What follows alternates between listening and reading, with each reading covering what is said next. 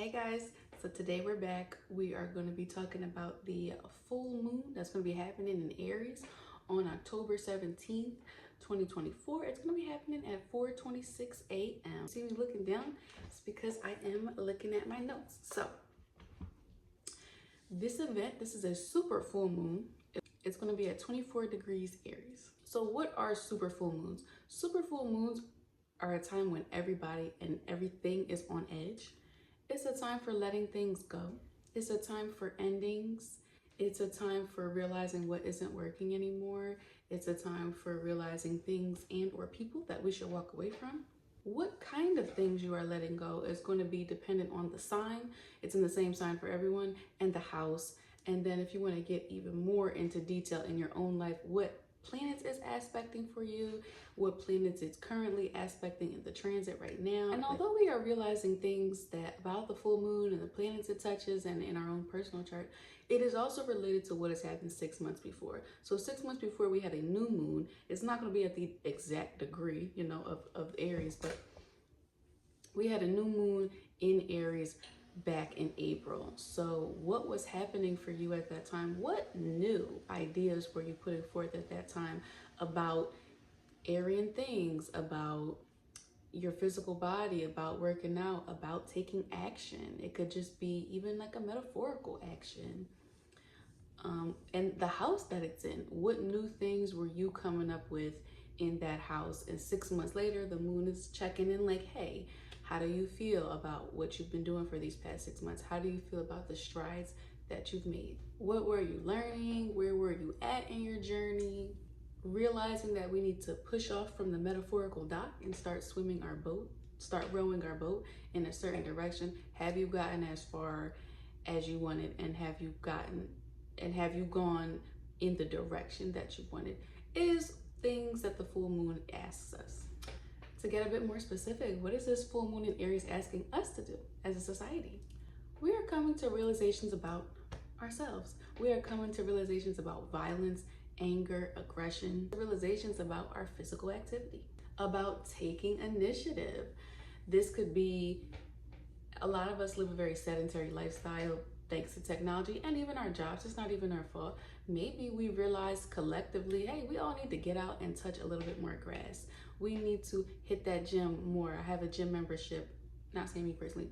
We need to hit that gym more. Maybe we have a gym membership that we haven't been using, or we might want to ramp it up a little bit. Maybe your gym offers Zumba classes or yoga classes, something where you want to just get more involved.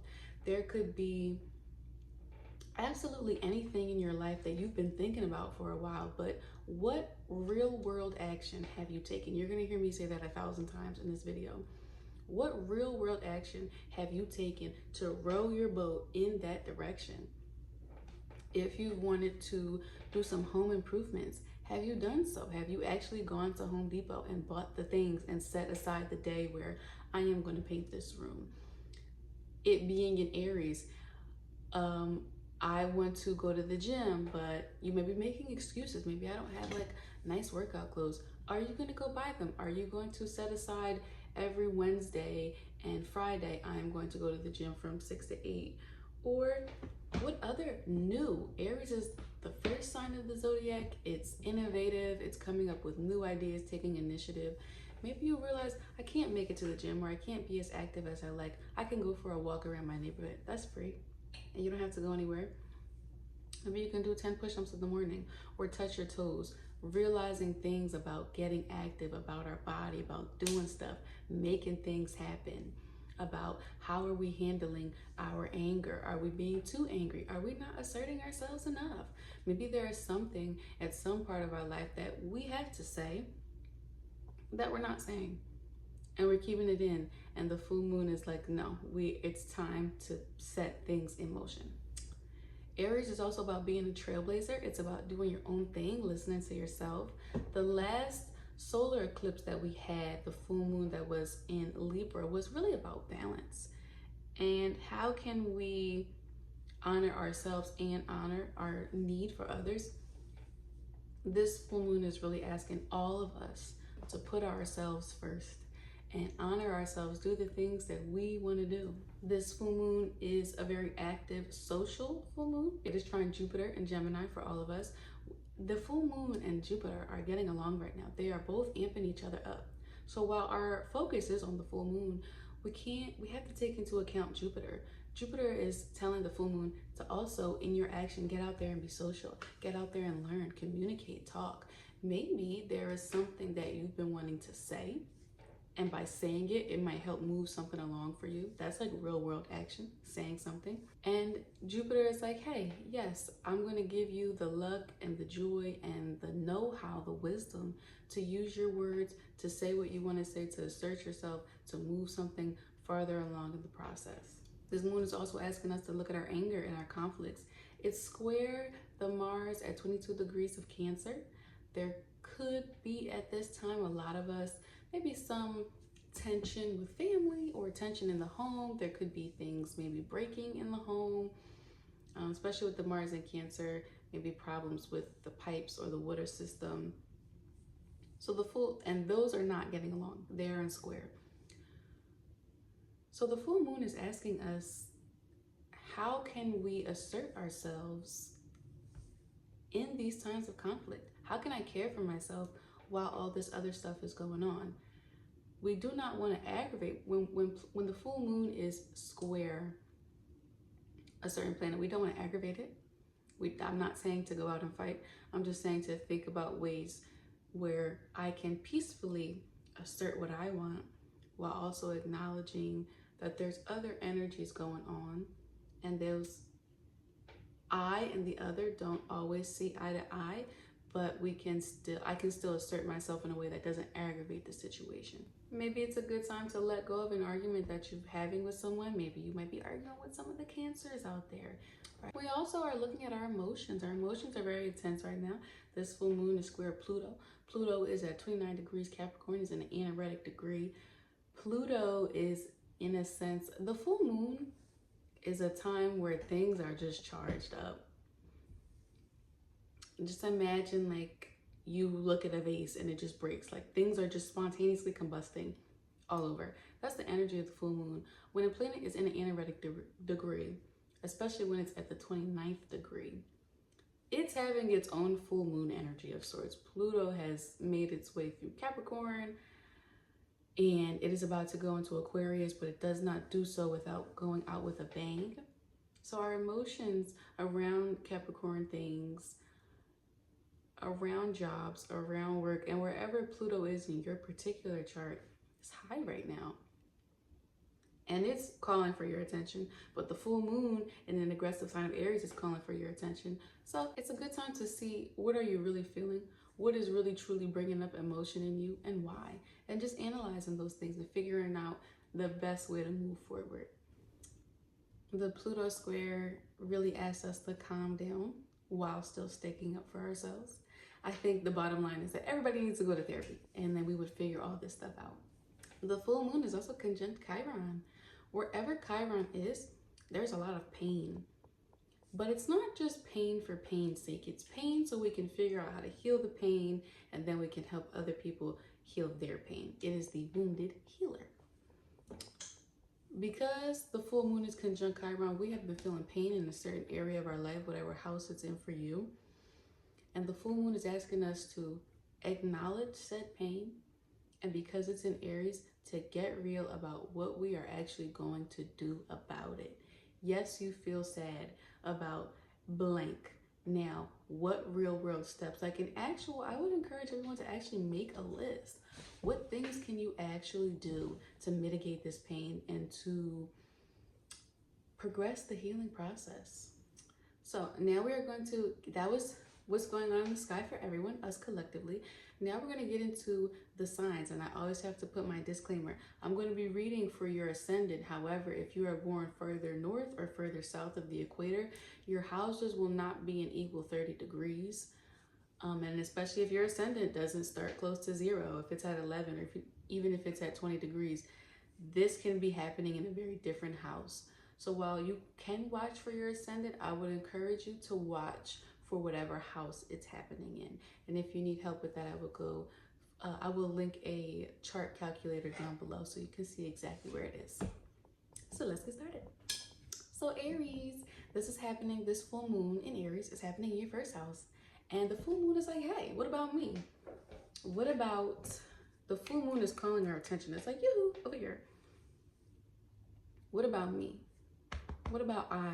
What about my physical body? What about the way that I dress? What about the direction I'm going in life? What about the attitude that I have when I wake up and I face the world and sometimes unexpected things come up? The full moon is sudden realizations, catalytic events, and epiphanies about things that have been brewing under the surface for a while. You right now have a very, under this full moon, strong desire to care for yourself and care about yourself, to go into your closet and look through your wardrobe and be like, is this really me? To look at yourself. Maybe you look at yourself naked in the mirror and you assess, do I really like what I see? Do I really like how I've been treating my body? Maybe you look at your lifestyle and you ask yourself, do I want to be more active? And the answer is yes. You want to be more active. You want to express yourself with how you dress, with your style, with how you talk, with your attitude, as being more assertive, as being the true Aries that you are, as you want to come across strong right now. You want to come across like you know what you're talking about. You want to take action in these ways. If there is something, I love the analogy of rowing a boat. If you are rowing a boat in a certain direction and you feel like that direction hasn't really been aligned, or maybe you want to change course, you're really about taking action to change that course. Maybe you find that you have been going to work and coming home and you feel a little bit bored with that, and you've been wanting to join a workout class, or you've been wanting to take up kickboxing or do karate or something like that. You're going to take action now. This full moon is going to, kick your butt into gear and be like, pick up the phone and do this. It could be a sudden event that happens that makes you do this. Maybe you go to the doctor and they're like, look, you got to lose some weight, or they tell you something about yourself that just makes you realize something about your actual physical body. It could be something like that. It could be maybe you see a weird bump or something like that on yourself and you go check it out and you realize, like, you know what, I gotta ramp it up when it comes to me paying attention to myself. This could be something sudden and out of the blue for you, or it could be something a lot of times with the full moon that has been brewing for a while. Maybe we push it down or we look away. We don't pay much attention to it. But this full moon will bring it to your attention. Overall, this full moon is a time of realization for you guys that you really want to spend more time thinking about yourself and focusing on yourself. Very much opposite of what we felt 2 weeks ago with that solar eclipse in Libra that was about acknowledging how we are social creatures and we want to find the balance between honoring ourselves and others. This is a time to really, for this period of time anyway, to remind ourselves of the importance of focusing on the self. This full moon, like I mentioned in the introduction, is conjunct Chiron. You may have been having some pain here for a while about your appearance, about your style, about how you dress, about the direction you're going in life. Maybe you feel like the direction you're going isn't the direction you wanted to be going. Maybe you're not moving as fast in the direction as you wanted to be going. There's been just some pain about your identity, your presentation. Our ascendant is our mask. If something happens at work, and it could be just something small, maybe something is sprung on you, our quick response, our quick attitude is partially our moon, but it's also a lot of our ascendant. And maybe you just feel like you just haven't been showing up in the world. Your mask is not really masking. You're not really showing up in the world how you want to show up in the world. And you could have been either ignoring that, or maybe you've been not ignoring it, but not really knowing what to do about it. And this full moon says, get real. what is asking you, and I'm asking you guys because this can have different manifestations. What is actually causing you pain? Why? Where does it stem from? Around your appearance, around the direction in life, around your physical body, around yourself, just you, what you see in the mirror. And what can you do about it?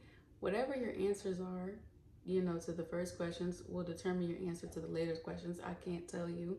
I'm not there with you. But once you start answering those 3 questions, you will get a clearer idea of the direction that you want to take, where the direction you want to start swimming in to heal this pain. And this pain is healable. This pain is temporary. Chiron's not going to be here forever. And it's not here to just hurt you for the sake of hurting you. This full moon is here to make you acknowledge your pain so that you can feel better. These are some questions to think about that is more authentic to yourself. Can you live your life in a way that is more authentic to you, even though it might not be so socially accepted? And what lessons have you learned from this so that you can inspire others to be more authentically themselves? Chiron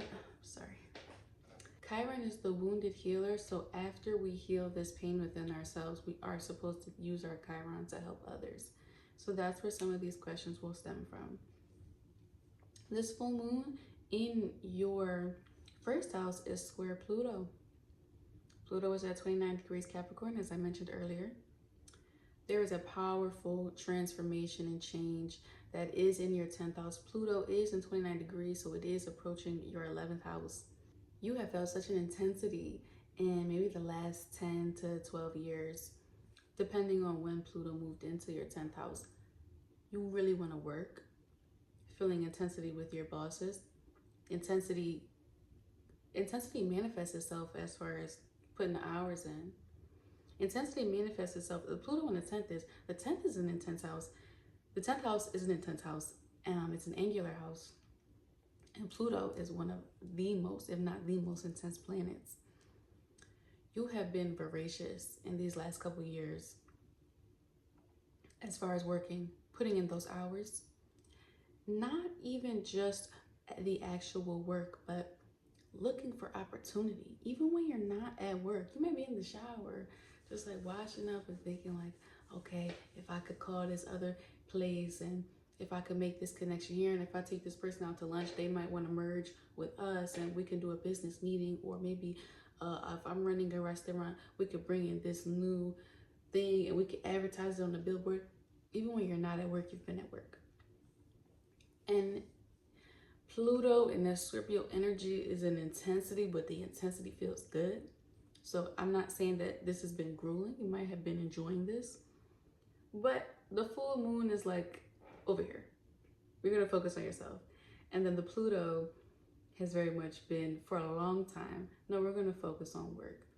When the full moon was in Libra, it was about striking the balance. But because the full moon is in Aries, we're not striking the balance right now. We are focusing on ourselves. Pluto is going to be here for a while, and it has been here for a while. So I would say put Pluto on pause. Put your 10th house, put your work on pause, and focus on yourself. If you are having a time where you want to go do something for you, strictly for you, it could be anything. And then your boss says, oh, by the way, can you stay an extra 2 hours during the time of this full moon? The answer is no. I'm focusing on me right now. These planets are not getting along, so you will feel some tension. There will be some pushback, but our priority is to focus on that. So if I had to give you guys advice, I'd say in a work versus yourself scenario, to focus on yourself. Full moon, this is a contentious full moon. It is also square Mars, which is at 22 degrees Cancer, and it's in your 4th house. There is a lot of energy right now being directed towards your home and your family. Your roots, your lineage, all that stuff. There could be things going on in the home. Mars is a lot of action. It is also some damage. There could be something going on with your home where you need to be there for renovations. Something that needs to be fixed, something that's calling your attention. There could be people in your home that are calling your attention, either because they want to spend time with you, maybe they need help, maybe you have a sickly family member right now and you have to care for them, or maybe you have family members that are bickering. Whatever's going on, Mars is giving you a lot of drive. Mars is like, hey,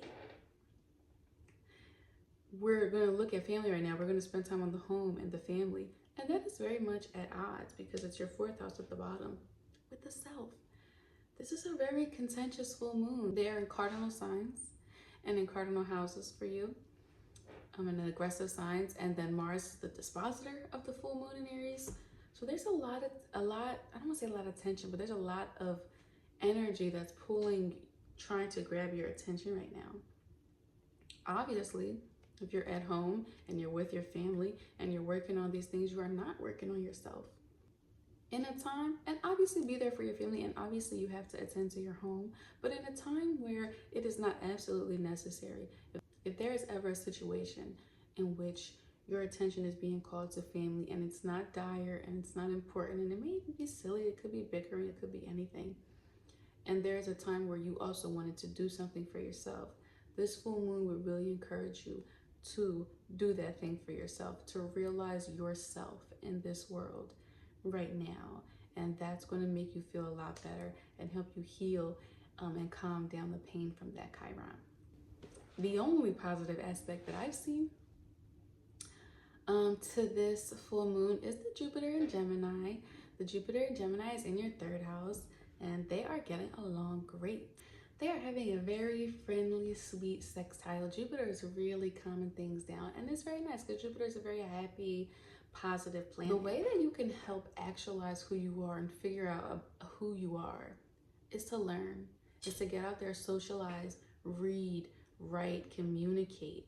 I would say pursuing a lot of intellectual interest, researching a lot of things that you've been interested in for a while. Head to the library and rent some books that you've been wanting to read, and especially about topics that you've been really wanting to get into but haven't. Even if you put on some YouTube or a podcast, but reading right now, paramount, will really help you feel like yourself again. I think sometimes we get so caught up in the day-to-day and we forget like the hobbies that we had when we were kids or teenagers and how happy that makes us feel and how much it makes us feel like that's who I am, that's me. That's a great time. And because you are spending that time learning, it's just like they keep building each other up, the Jupiter and the full moon. You will feel like, yeah, I am taking care of myself and I am learning who I am and being more sure of me. So that's the advice I would give you, Aries, for how to handle things that come up during this full moon. Taurus, this full moon, very interesting for you guys. It's happening in your 12th house. The full moon is things that have been brewing under the surface for a while, and they finally come up and they bubble up and they require our attention. And the 12th house is things that are sort of perpetually under the surface. So this is a super interesting place to have your full moon. Realizations are coming to you about things that have been lurking below. And when I say lurking below, I mean lurking below in your mind. There may have been things, or should I ask you guys, are there things that you've been sticking your head in the sand about? Things that you've been running away from, things that you've been escaping, things that you feel. The 12th house is so much about feeling. Something you feel in your soul and you know in your heart even though you cannot see it. Is there something that you've been feeling so deeply that you've been turning away from, running away from? The full moon asks us to look at that. It asks us to stop turning away, to go inward. The 12th house is not just about being confused. It's about going in. Take this time with the Aries full moon to take some action. Set aside time for yourself, to be completely by yourself. Even if you gotta be in your car, even if you gotta be in your room or in a park somewhere, and just meditate and go in and release, be in a peaceful place, and the emotions will start coming to you. The thing that has been nagging you, like, hey, will become louder because your environment is quiet. And you can figure out the things that you've been running away from. What self-sabotaging behaviors or addiction behaviors have you not been acknowledging, or have you been telling yourself it's not that bad? Maybe you have a partner and you're looking at them and they've been acting kind of sketchy, and maybe you haven't wanted to see that or wanted to know that. You haven't wanted to acknowledge that because you haven't wanted it to be true. Maybe you are having a problem with drugs and alcohol, and you tell yourself that you don't have a problem because you don't want to really say the words that I have a problem. It's okay. The full moon just asks us to be real about it at this time. And because it's in Aries and it's action oriented, once you figure out the things that you've been sticking your head in the sand about, what are you going to do? I would encourage you guys to really write down a plan, a list of actionable steps that you can take so that you can figure out how to deal with what you've been sticking your head in the sand about. This full moon, Chiron is also here. It's conjunct Chiron. You have been having some pain in your 12th house. Maybe you've been more sensitive than usual. It could be that you feel like you maybe are more in need of therapy, talk therapy, someone to talk to. You just deep pain within ourselves that you just feel, even if you've been good at kind of hiding it. Pain maybe around addiction, pain maybe around drinking or substances, or pain about being delusional. You may have been running away from something for a while, and then you may be beating yourself up for running away. Aries here is illuminating it, like, what are you feeling? What are you feeling pain about? Why? What are the root causes? And what are you going to do about it? I think it's important to write these things down and take those steps during this time. We do have Neptune, which will be entering Aries in March of 2025. And that's nothing to be scared of, but Neptune brings confusion. And so I think it's crucial that you take the time to get clarity before the clouds of Neptune start to roll in. So I would say listening to your intuition right now, your gut, and you may also be having some prophetic dreams at this time, dreams that I would really encourage you guys to pay attention to your dreams right now. And you will, in doing all this and taking my advice, you will really find the light at the end of the tunnel for how to heal yourself. And you're gonna really feel a lot better afterward. This is square, this full moon in Aries is square your Mars in the third. The Mars in the third is super like, oh, we gotta go over here, and we gotta go over there, and I gotta go do this, and I gotta send this package off, and then I gotta stop at Home Depot to pick up these light bulbs, and then I gotta stop at my friend's house because she's having a birthday party. The Mars is very active, and Gemini is super active and sociable. So your Mars has a sort of scattered energy.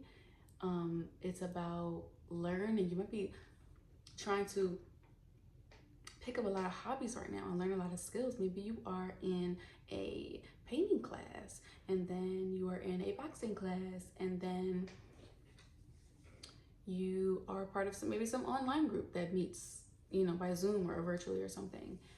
Mars really is like in an active place right now, being in the house of Gemini.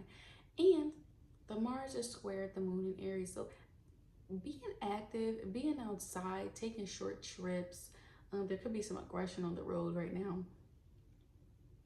is 100% at odds with going deep, being by yourself. Mars wants to constantly move and move from thing to thing. And the 12th house very much wants to sit still and be very quiet and calm for a long time. So these are not getting along. Because the full moon is in Aries, I would encourage you, when you are feeling this pull to go do a bunch of things, and a pull to be quiet and rest, pull to become closer to yourself, you know, in solitude, I would argue that you should go and be with yourself in solitude. That is what is going to be the most beneficial to you at this time. Mars will be there for a while, and it has been there for a while, and you can always zip about after. But for right now, focus on yourself. This moon is also square Pluto. Your Pluto is in the 9th. You may be having some intense transformation and intense feeling about things that you feel religiously, things that are happening in your school, with your higher education. Maybe there is intensity in your college. Maybe there is intensity with, you know, your major. Maybe you feel like something has happened that has maybe been rocky or has gotten in the way of you with school or your religion. Pluto is very intense, and the 9th house is about foreign travel. So you may have really been wanting to go abroad. But Pluto is intense. Intensity, it can be quite dramatic. So maybe something has happened to you when you have gone abroad. Or at the in the most mundane level, you just may have been spending a lot of time in these last couple years really focusing on just getting out and exploring the world. And that's beautiful, but that is very much at odds with sitting at home and being in one place and being quiet by yourself.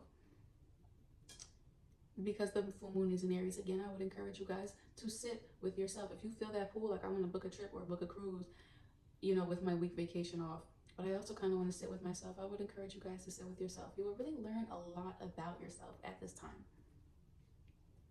One of the good things, and the only really good aspect to this full moon, is that Jupiter is trying, the full moon is trying Jupiter and Gemini in your second house. You are feeling really good right now. First of all, your bank account is feeling really good right now. I love Jupiter transit the second. I love it. I think we all do. For obvious reasons, it provides a sort of mental stability as well, to not have to worry about money or have to worry about it less. And it's also about what we value. So you are really valuing yourself right now, not in a egoic fifth house sense, like, yeah, I'm the shit, but more like I treat myself like I'm a delicate vase or like an egg. I'm valuing myself. I care for myself. And because I'm caring about myself so well, I am going to take this time to be alone. And in the time, like, it's just like they feed each other. And in the time where I'm focusing on my 12th house and I'm being alone and I'm learning, that is me valuing myself. So the way you can really boost up this Jupiter and Gemini in your second and really help your full moon, saying affirmations, positive affirmations about yourself, being kind to yourself, saying kind words to yourself. I've seen even people put sticky notes on the mirrors, on their mirrors, that when you wake up in the morning, hey, you're beautiful, hey, you're gonna have a great day, hey, there's so much to be grateful for. Maybe you don't have to put hey in front of it, but you get what I'm trying to say. Treating yourself as valuable as you are is really going to help you figure out what you need to do internally. And so that's how I would best advise Taurus to use this energy of the full moon. Now, Gemini, there will be realizations around your friends, your friend groups, networks, dreams, and your individuality. You could be realizing that some friends or some friend groups are not working, or maybe they just need some tweaking. A lot of times with friendships, we may be hard on our friends and not realize, like, hey, maybe I just need additional friends I can do things with. If you have friends, and I've been here, that are very much like to stay inside, very introverted, but sometimes you like to go outside, you don't have to get rid of those friends. You could maybe have introverted and extroverted friends. Maybe there is a group that you realize, you know what, I've really been wanting to join. A lot of times this group could be for progressive causes. PETA is just such an easy example to pull from. So maybe you realize, like, hey, I've really been feeling bad. I really kind of want to switch to the vegetarian lifestyle, and I want to be surrounded by people who also have the same progressive ideals that I do. So getting involved in groups that truly match who you are at this time is paramount. You're realizing that you need to do that. I need to get involved with groups that match who I really am and my progressive ideals. That can look like joining a group or leaving a group because it does not align with that. It could be a friend in particular who you feel like someone you want to be a friend, or someone that you either want to alter how much you interact with them, or the full moon is about endings. Maybe you want to end a certain friendship that you feel like does not align, doesn't feel like a friend to you anymore. A friend could reveal something to you that you did not know. You could have revelations about a friend. Maybe a friend has been going through something, struggling with something, or keeping a secret from you. And during this full moon, it could come out. They could just tell you something, and that can help you have epiphanies and realize a little bit, get a clearer sense of what's going on in the area of your friends. Or, you know, you might just see something dramatic in the world and you might just feel like you want to get involved. Maybe you see a bunch of trash on the street and you realize you want to be more environmental. That is not even something that happens in the context of you collaborating with other people. That's just you realizing a more progressive ideal within yourself, realizing being the change that you want to see in the world. And just addressing that idealistic progressive part of yourself, because you may not have been for a while, because this full moon is conjunct Chiron. Chiron has been here for a while. Maybe you feel pain in the sense that you may feel like your friend groups or a certain friend doesn't really feel like a friend group or a friend.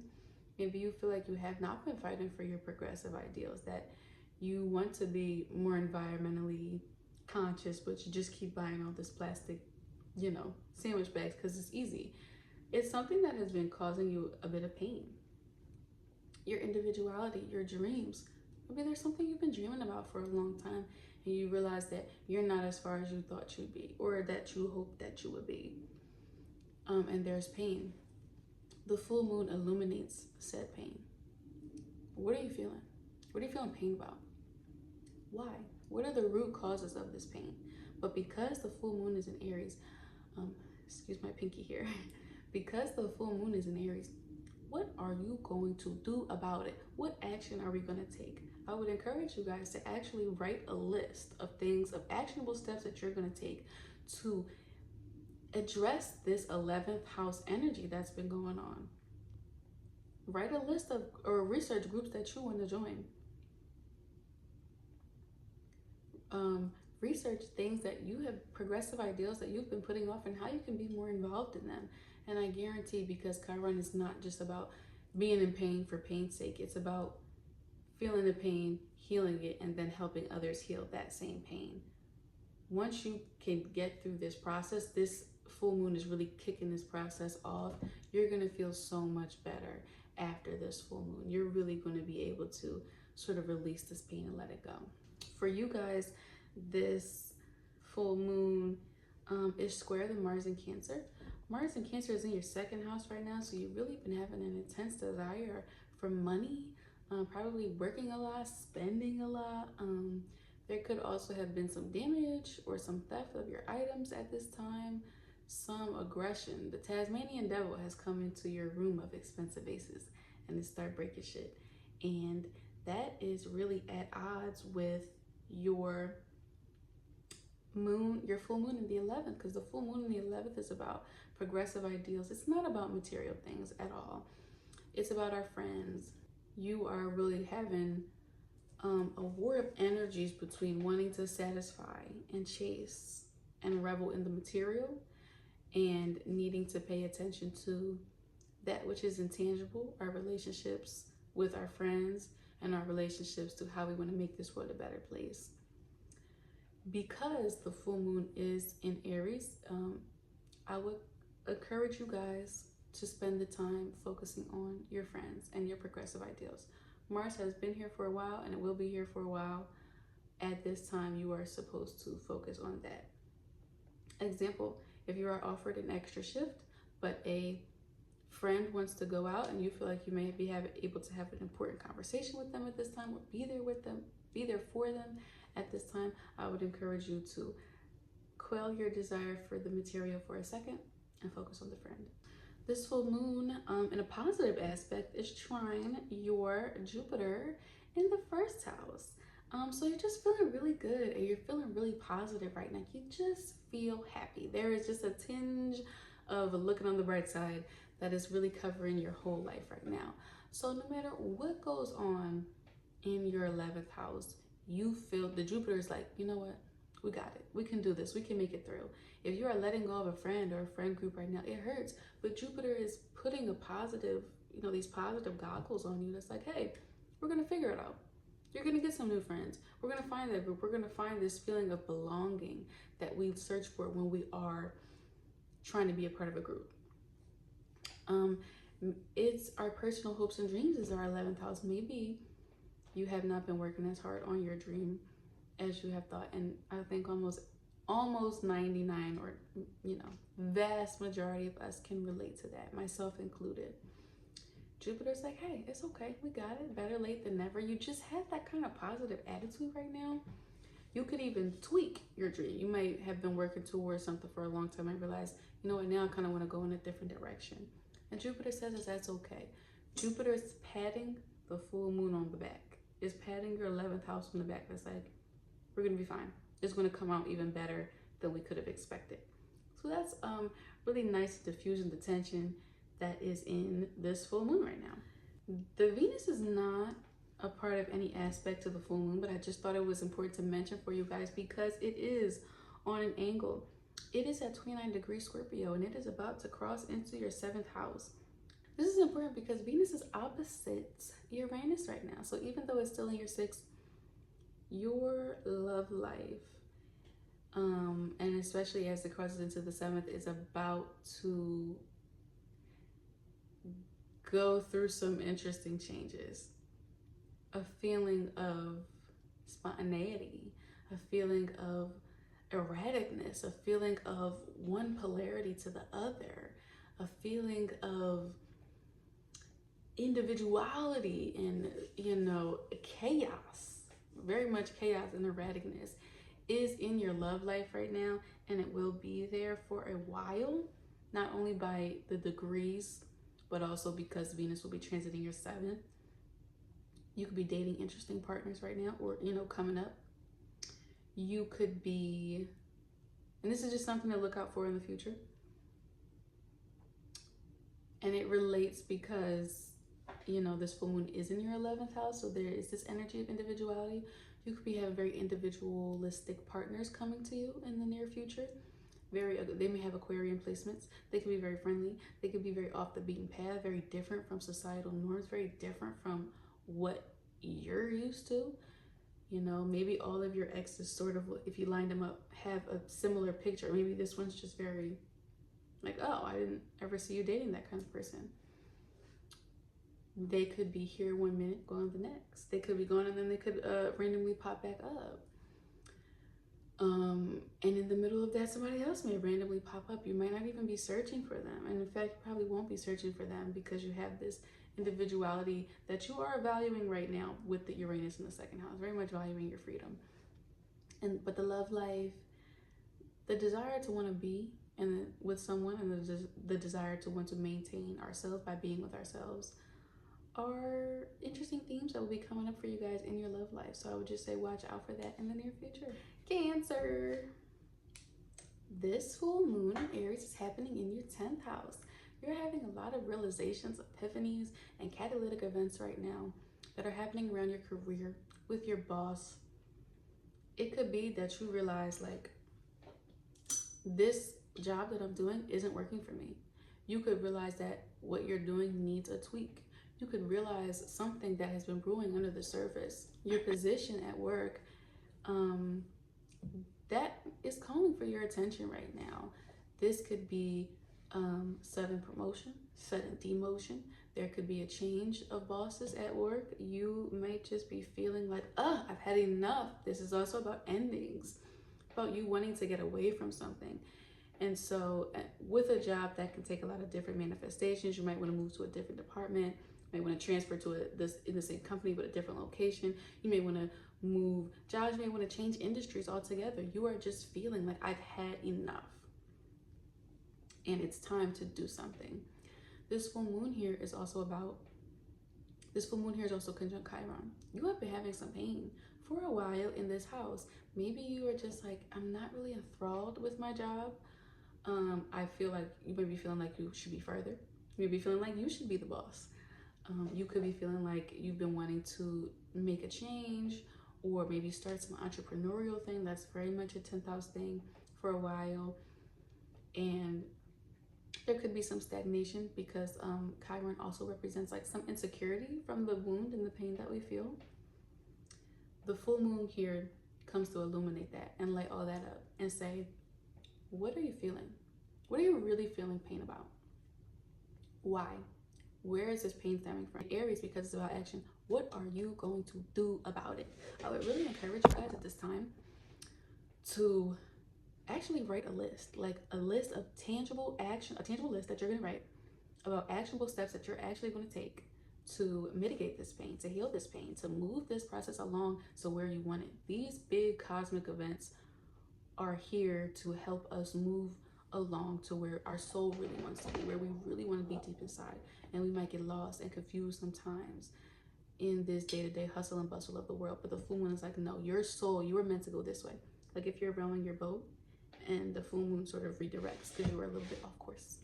So yeah, evaluating what's going on in your work life and in your career, evaluating that pain and evaluating actual things that you're going to do to get to where you want to be is the lesson for you guys of this full moon, for you guys Cancer. I think it's important for you to get real about this because Neptune is approaching. It is at 27 degrees Pisces. It will enter Aries in March of 2025. It's nothing to be scared of, but Neptune always brings some bit of clouds and confusion and can make things feel very unclear. So I would use this crisp time with this clear, direct energy of Aries to really write that down before Neptune comes in. Your full moon in Aries in the 10th house is squaring your Pluto in the 7th house, but the Pluto is about to cross into the 8th. It's at 29 degrees Capricorn. That will depend on your actual planetary setup, your house placements. But you have been feeling a strong transformational energy around you and the other right now. You and your one-on-one relationships, you and your spouse or your boyfriend or girlfriend. That's been very transformational to you. Pluto has been here for a while. And it's going to still be here for a while. It's a very slow moving planet. It could be that your intensity in your relationships, your intensity with the person that you're dating, you feel like maybe has taken away from you at work. It has taken your attention away from you feeling like figuring out what's going on in your 10th house. And that's at odds. Maybe your partner themselves is intense, and it doesn't have to be bad. Maybe you guys just spend a lot of time together, and that could be the intensity. And maybe you enjoyed that time, but you're realizing like, hey, I can't just be laid up in bed with you all day and cuddle and snuggle. I also have a career that I would like to bring me some sort of joy as well. If there is a time, because the full moon is in Aries, and Aries is a self-serving sign, if there is a time where your spouse is calling to you, and I don't mean if there is an actual problem or they need some kind of help or are in crises, but if they just kind of want to spend a lot of time together and you feel like your relationship is in a good place and you've already been doing that, and you also maybe want to spend some time figuring out your work life, I would say go for the work life. And that doesn't mean you have to go to work. You could go in a room by yourself for an hour and research different jobs that you want. If there's something entrepreneurial you wanted to start, you can do some research about that. Focus on your 10th house right now, and that is where you will find a lot of healing. You also have Mars, which is transiting your first house in Cancer. So you have a lot of energy during this time. You may have been waking up a little bit earlier, being a little bit more active, going for your jogs and your runs and doing your push-ups. You may have been visiting the gym a little bit more often, taking more advantage of that membership. You may have been just recognizing how good it feels to be active in your body. We do forget that, I feel like, a lot in our technological society.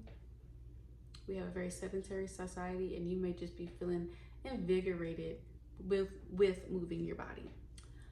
You may also be feeling invigorated with just being assertive and just focusing on yourself and being yourself. Maybe during that jog and during that run, you'll be realizing how great it is to be alone, to be with yourself, to spend time with yourself. And that's a bit at odds with work. Work requires us a lot of times to collaborate with others and to put something out in the world and to not be so self-centered. And so I don't mean self-centered in a bad way. Mars has been here for a while, and it will be here for a while. So with the full moon being in Aries, I would definitely recommend you guys to really spend that time dedicated to career. And of course, there is a balance. You can always do both. You've been spending a lot of time with yourself, working on yourself, working on your physical activity, and then there's a time to find some clarity about your career. I would say focus on the career because that's what the full moon is calling your attention towards at this time. And it is important to do so because Neptune is approaching. It's approaching the 10th house. I wouldn't say be scared of this. It will enter Aries in March of 2025. But Neptune does bring some clouds and some delusion and confusion with it. That's just part of what it is. And so it's important to take time to harness this clear and action-oriented energy that we have during this full moon so that we can maintain some clarity when Neptune finally does approach. Something to think about as Neptune is entering your 10th house, because it is an angular house, there could be a time where the career change or the pain that you may have been feeling, because you may be feeling You want to get more into film, photography, creativity, art, and fashion. Neptune isn't just about confusion, it's the higher octave of Venus. Venus is exalted in Pisces. You may just really be wanting to bring some artistry to your career. So I would say think about that at this time if that's something that has been on your mind, because those are themes that will be coming up for you in the future. Now, Leo, the full moon for you guys is in your 9th house. You are having realizations, epiphanies, and catalytic events around education, foreign travel, and your spiritual beliefs. It could be that you feel like, hey, I gotta book that trip. I've been talking about this forever and now I gotta do it, because Aries is action oriented. We're taking action during this time. It could be 9th house is also the house of the adventure. Maybe you feel like there's just a mundaneness in your life, a lot of going to work and coming home and turning on Netflix, and a sort of boring, repetitive cycle that I think so many of us try to stay away from in this modern society. And you feel like with Aries here, you just need to go. This is a fire full moon in a fire house. If there is a party, if there's a concert, if there's something that you wanted to do or a trip you wanted to take, set it in motion now. This is such a good time. The full moon is on your side because it's in Aries to buy that ticket, even if you don't go, even if you just plan it out or request PTO for that day so you can have that day off.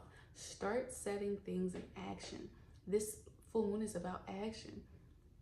You could be having realizations about your spiritual beliefs. Maybe you want to try out a different religion. Maybe you want to explore more a different religion. Your higher education, maybe you're like, you know what, I'm doing it. I'm signing up for those classes at community college. I'm enrolling. I figured out my major. Things like that. And the reason that it's important to take action here is because you've had Chiron here. And Chiron has been here for a while, and there is some pain. You may have been feeling like, I'm not really sure what I want to do in school, or I got 24 credits and then I stopped because I had to do this, and should I go back? You might be feeling bad. Maybe you've just been feeling bad because you're like, damn, I'm not really having a lot of fun and adventure. I'm not traveling. I'm not getting as much foreign influence as I would like. And that's important in our lives. That's why there's a whole house dedicated to it. This full moon is illuminating that pain so that we can heal it. Chiron is not just about being wounded for the sake of being wounded. It is about wounding.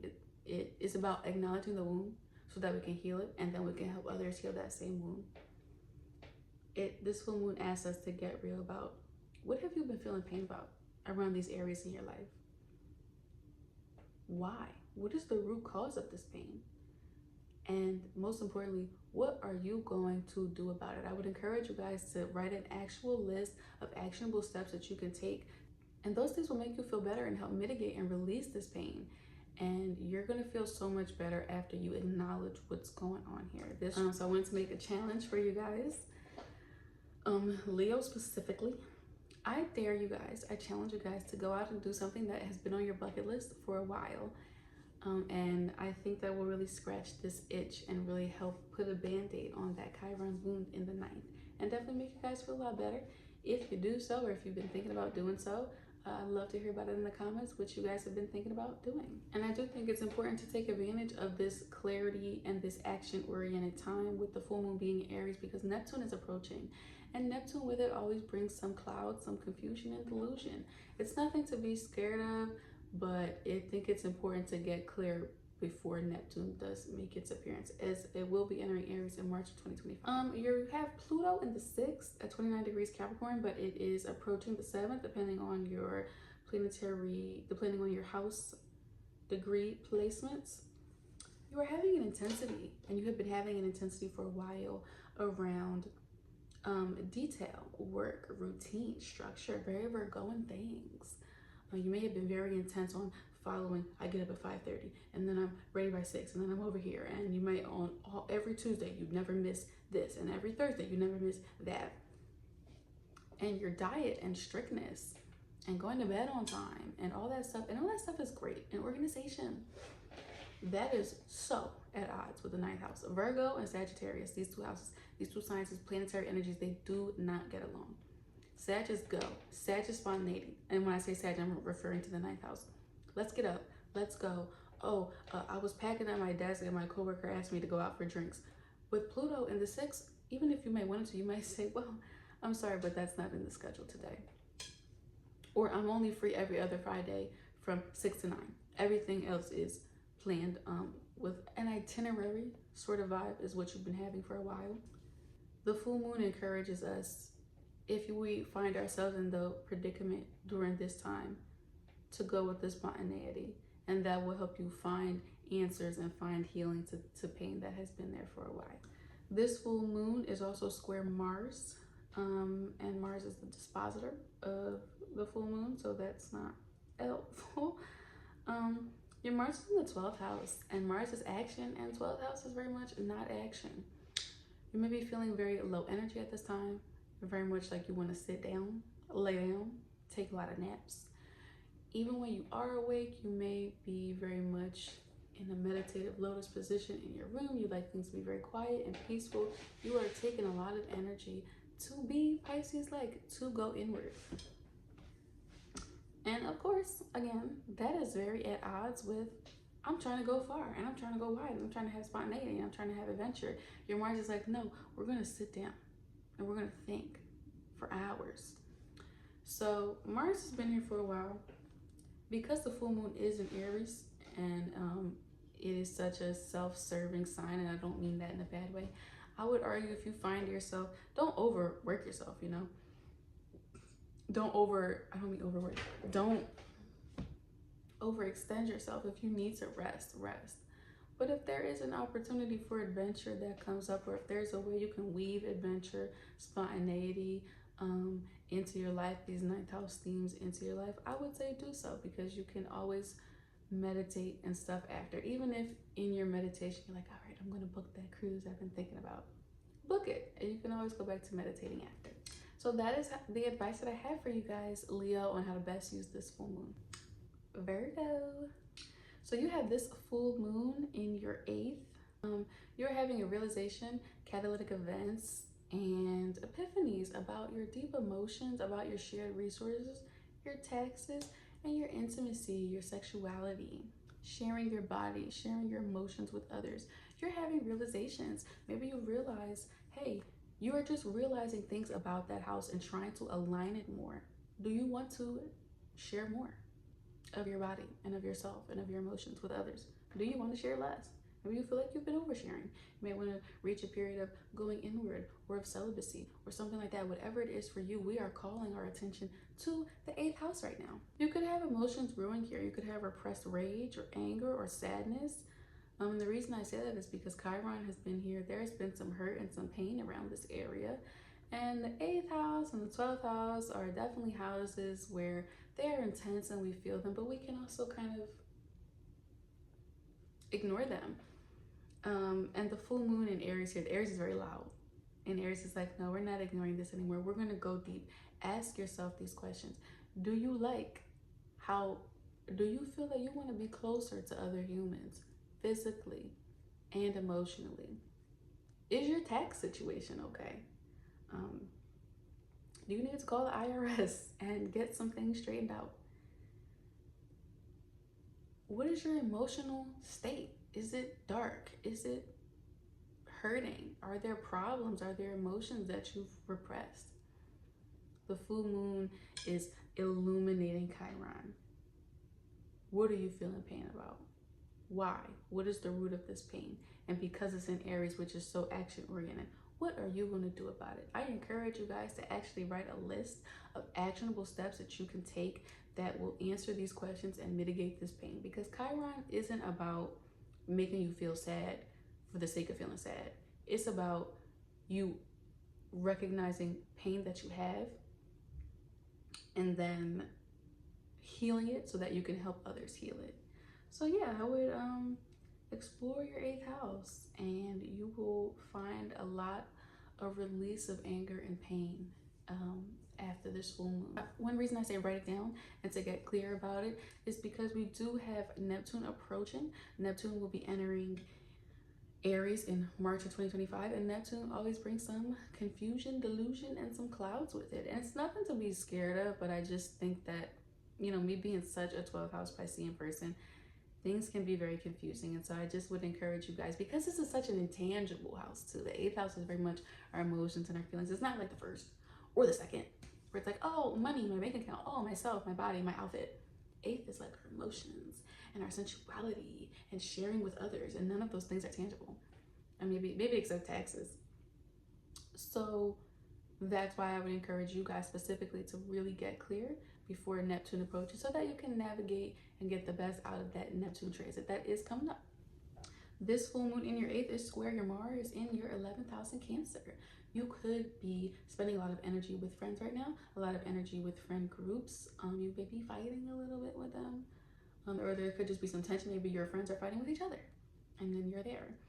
Whatever's going on, you're spending a lot of times in groups. Maybe you have a Pilates class, and maybe you were going once, every Wednesday, and now you're going every Monday, Tuesday, Wednesday, and Friday. You're spending a lot of time in the 11th house, and that feels good. Mars is encouraging you to do that. Mars is pulling you towards that. But when you're doing all that, you're not really going deep, and you're not really going inside and figuring out about your emotions and these deeper things that are intangible. So maybe you take a day off, and the Pilates class is a metaphor, for how much time we spend in the 11th house, unless of course you are actually in a Pilates class, and then this is a perfect example. Take some time off to really explore within yourself, explore your own body, go to a sex shop, do something like that, call the IRS, explore, read books, listen to podcasts. There's so much information. The 8th house is so covering the taboo, but in today's society, like, you can literally find a podcast or a book on anything. You can go on YouTube right now, dig deep in that taboo place, pull it out, learn about it, heal it, and your friends can wait, and the groups can wait, and that would be my advice there. This full moon is also square your Pluto, which is in your 5th house, approaching your 6th, depending on your house degrees. You have been feeling a lot of intensity for quite a few years now about your dating, your children, your creativity, your ego, and fun. And this is very much at odds with going deep. A Pluto in the 5th house, I see they like to do a lot of partying. They never say no to a party. The native 5th house Plutos that I've seen. They could be having lots of casual dating and flings. And this is very interesting because it really, I'm not going to say it is at odds, but it also mirrors some of the themes of the 8th house. Some specific questions for you guys. How do you really feel deep down inside about this? Maybe you are dating a new person every couple months, and that's fun, and it's sexual, and it's exciting, and it's intense. Maybe these people are plutonic and scorpionic and intense, and that's cool. But how do you really feel? Do you want something deeper? Do you want something more long lasting? The 7th house is the one-on-one partnership. The 8th house is the fact that we've been with that person for 20 years. And we know everything about them. And we've seen them cry. And we've seen them take a shit. And we wash their clothes. And we go to the movies with them. That is 8th house. The 7th house is the person. The 8th house is those experiences. Do you want that? Or maybe you don't. But maybe you do. Because Aries, full moon is here. Maybe you have some pain because you have not been going in that direction. Maybe you've been staying away from being close with someone in an intimate way because you've been hurt in the past, but deep down we still want that in some capacity, and it's different for everyone. But that's what the full moon, that's what those questions are asking you, and the Pluto is sort of aggravating the full moon. But I think it's cool because in this specific scenario for you guys specifically, I really feel like you can find the answers. The full moon is getting along with one planet, however, and that is a beautiful sextile with Jupiter and Gemini, which is in your 10th house right now. You're having a lot of luck and feeling really good at work, feeling really good with your bosses, feeling really good with your career. You could have 2 jobs, you could get promoted, or you may have gotten a job offer for something that you've wanted for a long time. And while this doesn't necessarily relate to the 8th house, I think we all in life have had stuff happen to us, no matter what it is. And maybe we want to run away from it a little bit. And I think work is a nice way to do that. Sometimes when you go to work, I'm not going to say forget about your problems, but you're focused on the job, and it allows this suspension of the problem because you are focused on work, and it allows your nervous system to kind of calm down a little bit and focus on printing those papers or waiting these tables or serving these drinks at the bar. Because your career life is doing so good, it's just providing you some outer world peace, something lighter And that is very nice for you and really helps calm down the intensity of the eighth house. Jupiter and the full moon in the eighth, they're getting along, they're fueling each other. So because you feel light and good in the outer world, you're able to go into your inner world. And the more that you go into your inner world and you figure out what's going on in that eighth house, the happier you can be and the better you can show up at work. So Virgo, that is how I would best advise you guys to use this full moon that is in Aries in your Libra. So this full moon in Aries is in your, you guys have been having a time, by the way. This full moon and solar eclipse axis that has been in Libra and Aries. This full moon is in your 7th house. So you are having realizations, catalytic events, and epiphanies about your one-to-one relationships. I'm not gonna lie, the full moon is about endings. You could be ending something. You could be realizing like there's a certain relationship that isn't working. You could be ending a dynamic in a relationship that is not working. Maybe you and your partner really need to sit down and be like, look, every time I try to bring something up, you say we're gonna talk about it tomorrow and we never talk about it tomorrow. Let's end that dynamic. And because it's not working for us, we're only letting go of things that do not work for us, even though it hurts sometimes. You could be having epiphanies or realizations about your relationship. And it could be anything within the dynamic that you're having with your significant other that you just feel like isn't really working and that you would want to change. There could be dramatic events that pop up out of nowhere. Maybe your spouse tells you something out of nowhere.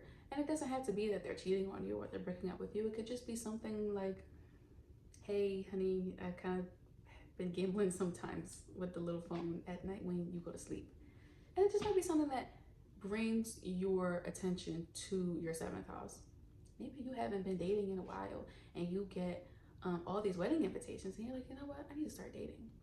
Maybe you've been dating too much and you realize, you know what, I've been giving this house a lot of energy and attention and time, and I need to take a little bit of a break. The full moon in Aries has called you very aggressively to look at your 7th house and to find what is working for you and what isn't working for you. And it's important that you really do so because Chiron is here, is transiting your 7th house. You could be feeling some pain around your relationships. And the full moon is asking you, what are you really feeling? What is this pain?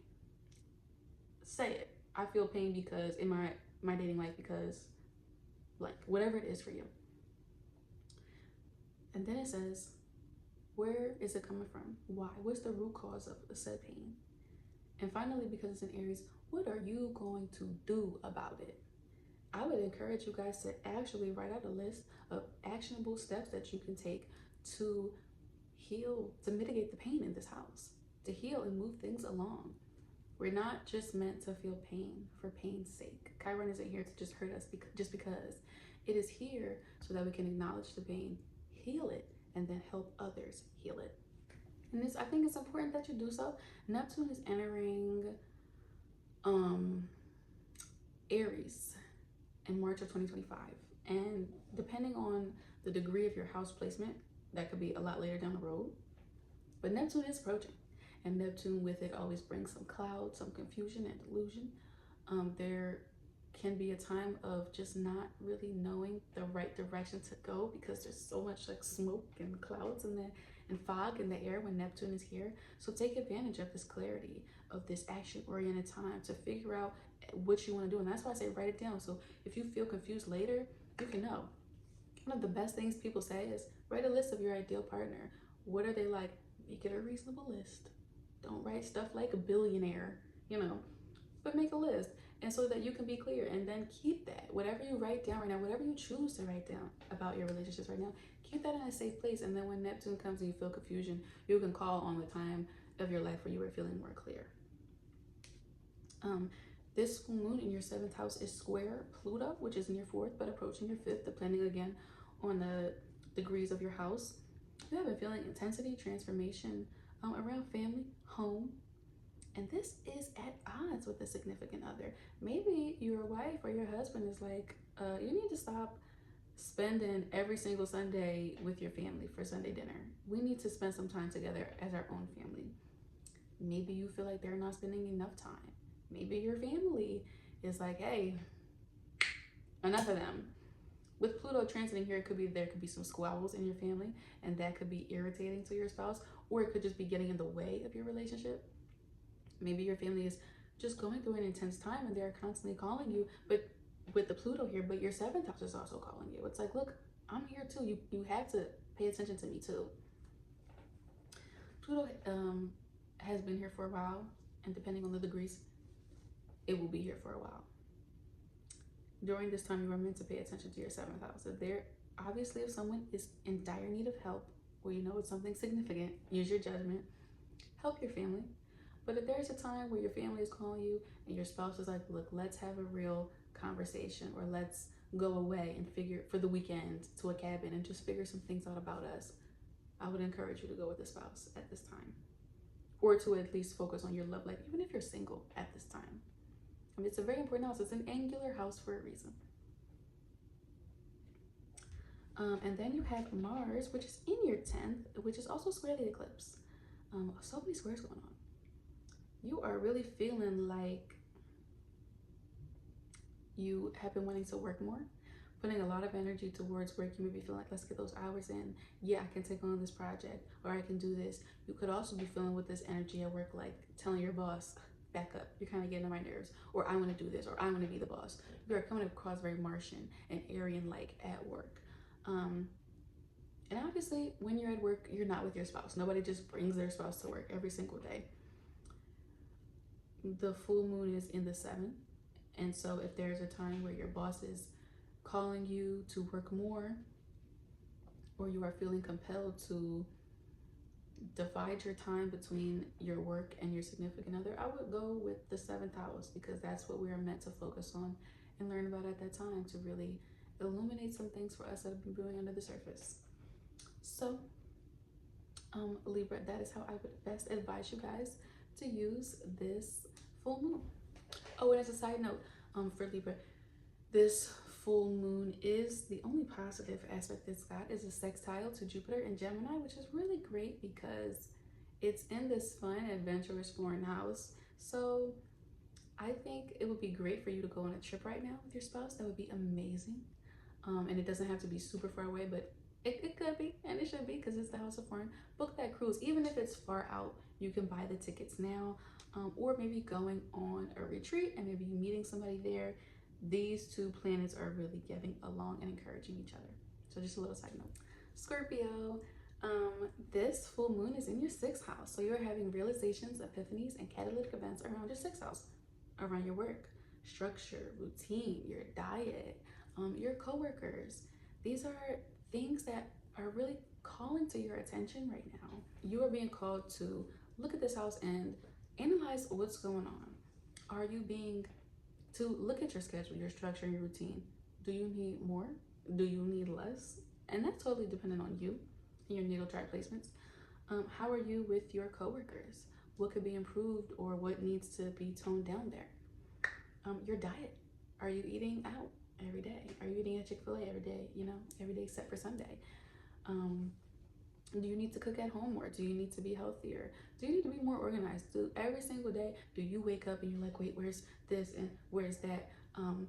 Or maybe you can't sleep because you are so busy trying to figure out, did I put this on the left side or the right side? Did I put the cup back in its exact place? We are paying attention right now to our 6th house. We are giving it the time and attention that it's needed. It is calling us. And the reason that I think this full moon is so important is because it is conjunct Chiron. We've been having some pain in the 6th house, and how you've been addressing that or not addressing it, you know, is completely personal. But for everyone, the full moon is like illuminating this pain. Chiron, we are not meant to feel pain just for the sake of feeling pain. We are meant to acknowledge this pain so that we can heal it. And then after we heal it, we are supposed to help others heal the same pain. What's causing this pain? What's the root of it? What is this pain? Name it. I feel bad about you know, whatever 6th house thing because blank. And then with this action-oriented full moon, what are you going to do about it? I would actually encourage you guys to write an actual list of actionable steps that you can take to mitigate the pain in this house, to move the 6th house more in the direction that you want it to go, so that it looks how you want it to look. Once you address this pain and what it is, you're going to be able to find the steps to heal it.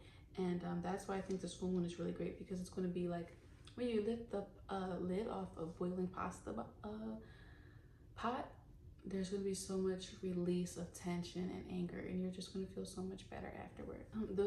And it's important that we do this because Neptune is approaching. Neptune will enter Aries in March of 2025.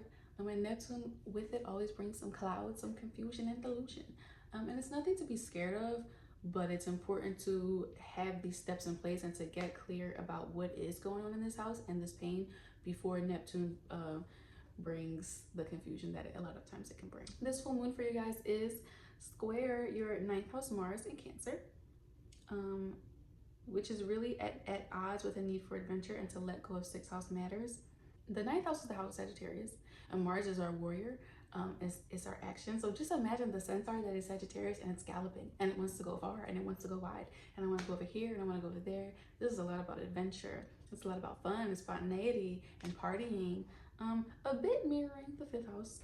Not just partying for partying's sake, partying to show off our outfit or partying to have a good time as the Leo. This is partying so that we have a good time, so that we have a sense of adventure. You can have an adventure all by yourself. You can go on a trip around the world all by yourself. And so that's the difference here. And that is very at odds with the need to let go of the sixth house. So if you have a structure and a routine of every Tuesday I do this and I wake up every day at 6:30, that's very much at odds with, oh, I was driving home and I seen this cool carnival or this cool fair and I want to stop. You may have been doing a lot of that recently, a lot of adventuring out, and your sixth house is calling you maybe to add a little bit more structure and a little bit more routine, and just to realize how to create a healthy relationship with that. If there are times where you want to gallivant and go far and wide, but you were like, hey, I also have made a commitment to structure and routine, I would say go with the structure and routine, or at least analyze if your relationship is healthy with that or not, and try to do the thing you feel like is healthiest for you, aka not aggravating Chiron, not aggravating that pain. Also, this full moon in Aries is square your Pluto in the third, which is approaching the fourth. Depending on your house degrees, you may be at odds with your people in your neighborhood or your neighborhood in general. Maybe you feel like, it's getting bad, I want to move. Could be feeling at odds with your siblings. Or you may be feeling like you're not able to focus on what you want intellectually. Maybe you've taken up a new taboo hobby. Could be astrology, tarot cards, whatever it is, and you feel like that is not maybe acceptable, could be taboo. Pluto is asking you to speak up, to use your words, and to say what you have to say, and to say so in a powerful way, because you really have powerful things to say right now. Martin Luther King very famously has Pluto in the third. You have powerful thoughts, so you are supposed to speak up. You are not supposed to sugarcoat them right now. You're not supposed to be mean, but you're supposed to say, you're not supposed to shy away from confrontation either if the words you feel like are true and are valuable and do something with this world. Maybe this doesn't jive with what's going on at work. Maybe you feel like you need to speak up about something that's going on at work, and those things are just not going together right now. Or maybe your words could be causing you stress or causing stress of others, interrupting your diet and routine, something like that. Pluto and the full moon are not getting along right now. So I would say, because Pluto has been here for a while and it will be here for a while, to focus on the full moon and focus on getting our sixth house to a place where we feel comfortable. The one good aspect that this full moon in Aries is having is that it is trying Jupiter in Gemini. Jupiter is in your eighth house in Gemini. So you have the Jupiter and the full moon are really getting along. They're really piping each other up. You have an intensity right now that is fueling the moon. You have intense emotions and feelings, and that's really going to help you get in touch with how you feel about your sixth house, because you're getting in touch with yourself, your emotions, your emotional state. You're able to acknowledge the pain that is in the sixth house, and you can come up with an action plan or ideas about the root causes of that easier, because you're more in touch. You're not repressing what's going on. And also your emotional state tends to be lighter, because Jupiter here is happy and it is expansive, and so that has made this sort of darker scorpionic house a bit less scorpionic and more Sagittarian, and that may really help you acknowledge that pain and not really get consumed by it. And because you are focusing on the full moon and the Chiron in the 6th house and healing your relationship with that, you are also feeling better inside. You're feeling more peace and more calmness inside, so your inner state is happier. So your inner emotional state is happier. So these two things are getting along, and it's very beautiful. Really helps calm down a lot of the squares and the Aryan nature of this full moon. So Scorpio, though, that is the advice that I have for you guys on how to best use, best harness the energy of this full moon in Aries. We have Sag. This is my sign. Depending on who you are, depending on your house degree placements, have a full moon in the 5th house. You are having a realization, catalytic events, and epiphanies around dating, children, the ego, creativity, and fun. We are being asked with the full moon in Aries to look at our 5th house and to look at what's going on. Are you having the kind of fun that you want to be having? How is your relationship with your children? Is that how you want it to be? What is your relationship like with dating? Do you want to date more? Do you want to date less? Do you want to let go of certain dynamics when you are dating people, or bring in certain dynamics? How is our relationship to our ego? Is it too big? Is it too small? An ego can be too small. It can definitely be too big, but sometimes we need to be for that. Sometimes we're like, hey, I need to start feeling myself a little bit. How are we feeling about all of the topics that I just named? We need to think about it. There may be realizations about all these topics that have been brewing under the surface, and now they come up, and now you're realizing, okay, I need to really focus on my 5th house. I need to do X, Y, Z. When it comes to these areas in life, you could be having catalytic events. Your child could come home and they could say something, and it could be, doesn't have to be crazy. It could be something like, hey, mom, I have pink eye, or something. Your children could say to you, hey, mom or dad, I wish we spent more time together. You could have an epiphany around someone that you're dating. Even if you are dating someone, they might say they want to make it more serious. Hey, let's move from the 5th to the 7th, and then from the 7th to the 8th. You may have an epiphany around someone you're dating. You realize, no, this thing has come to an end. Stuff like that, realizations, catalytic events, and it will seem these things sort of out of the blue, but they have been brewing for a while. And unless it's something, because this 5th house is about other people we date, and our children, it could be a complete surprise, but it also could be something that you have known or felt for a while, or were starting to get an inkling of, and now it has come up with any of these people or in this area. You may also realize that you really need to assess your relationship with fun. Are you having enough fun? Are you having too much fun? Definitely sad. We could definitely be having too much fun, because that's just who we are. Maybe we need to tone it down a bit.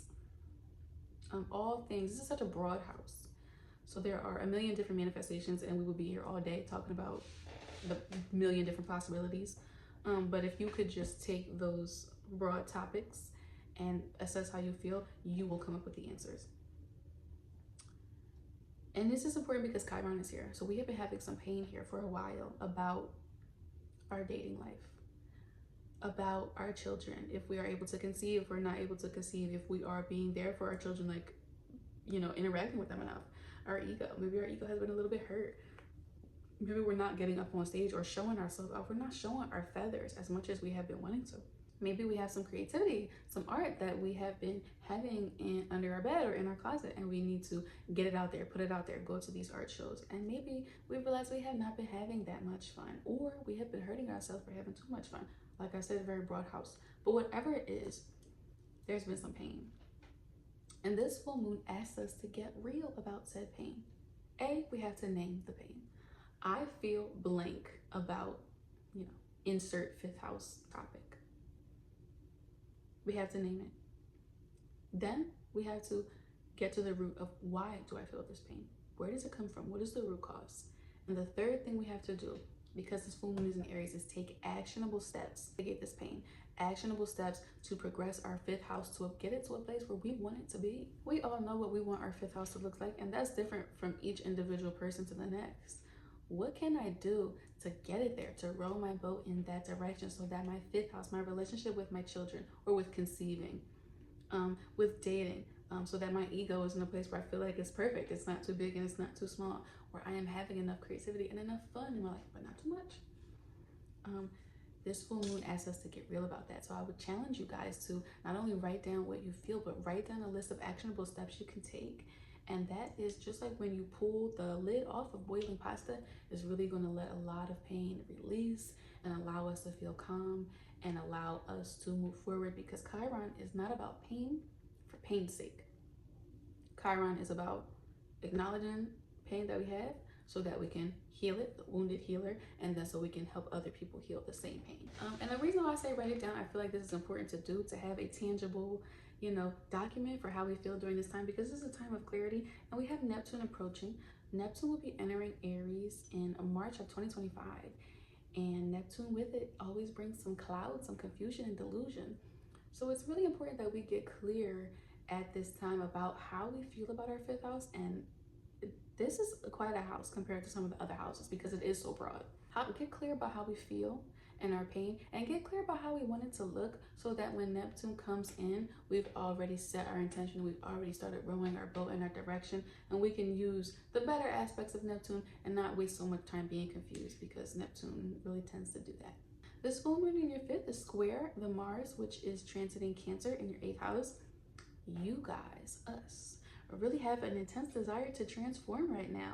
You want to go inwards and you want to snatch the covers off of our emotional state. How do you really feel on the inside when you wake up every day? What does your emotional landscape look like? If you could put in a picture, you know how Bob Ross paints his pictures. Is it bright? Is it sunny? Is it a beach? Is it fall? Is it cold? What do you feel every day? If your feeling could be transmuted to a picture, what would that picture look like? Does that picture look like what you want it to look like?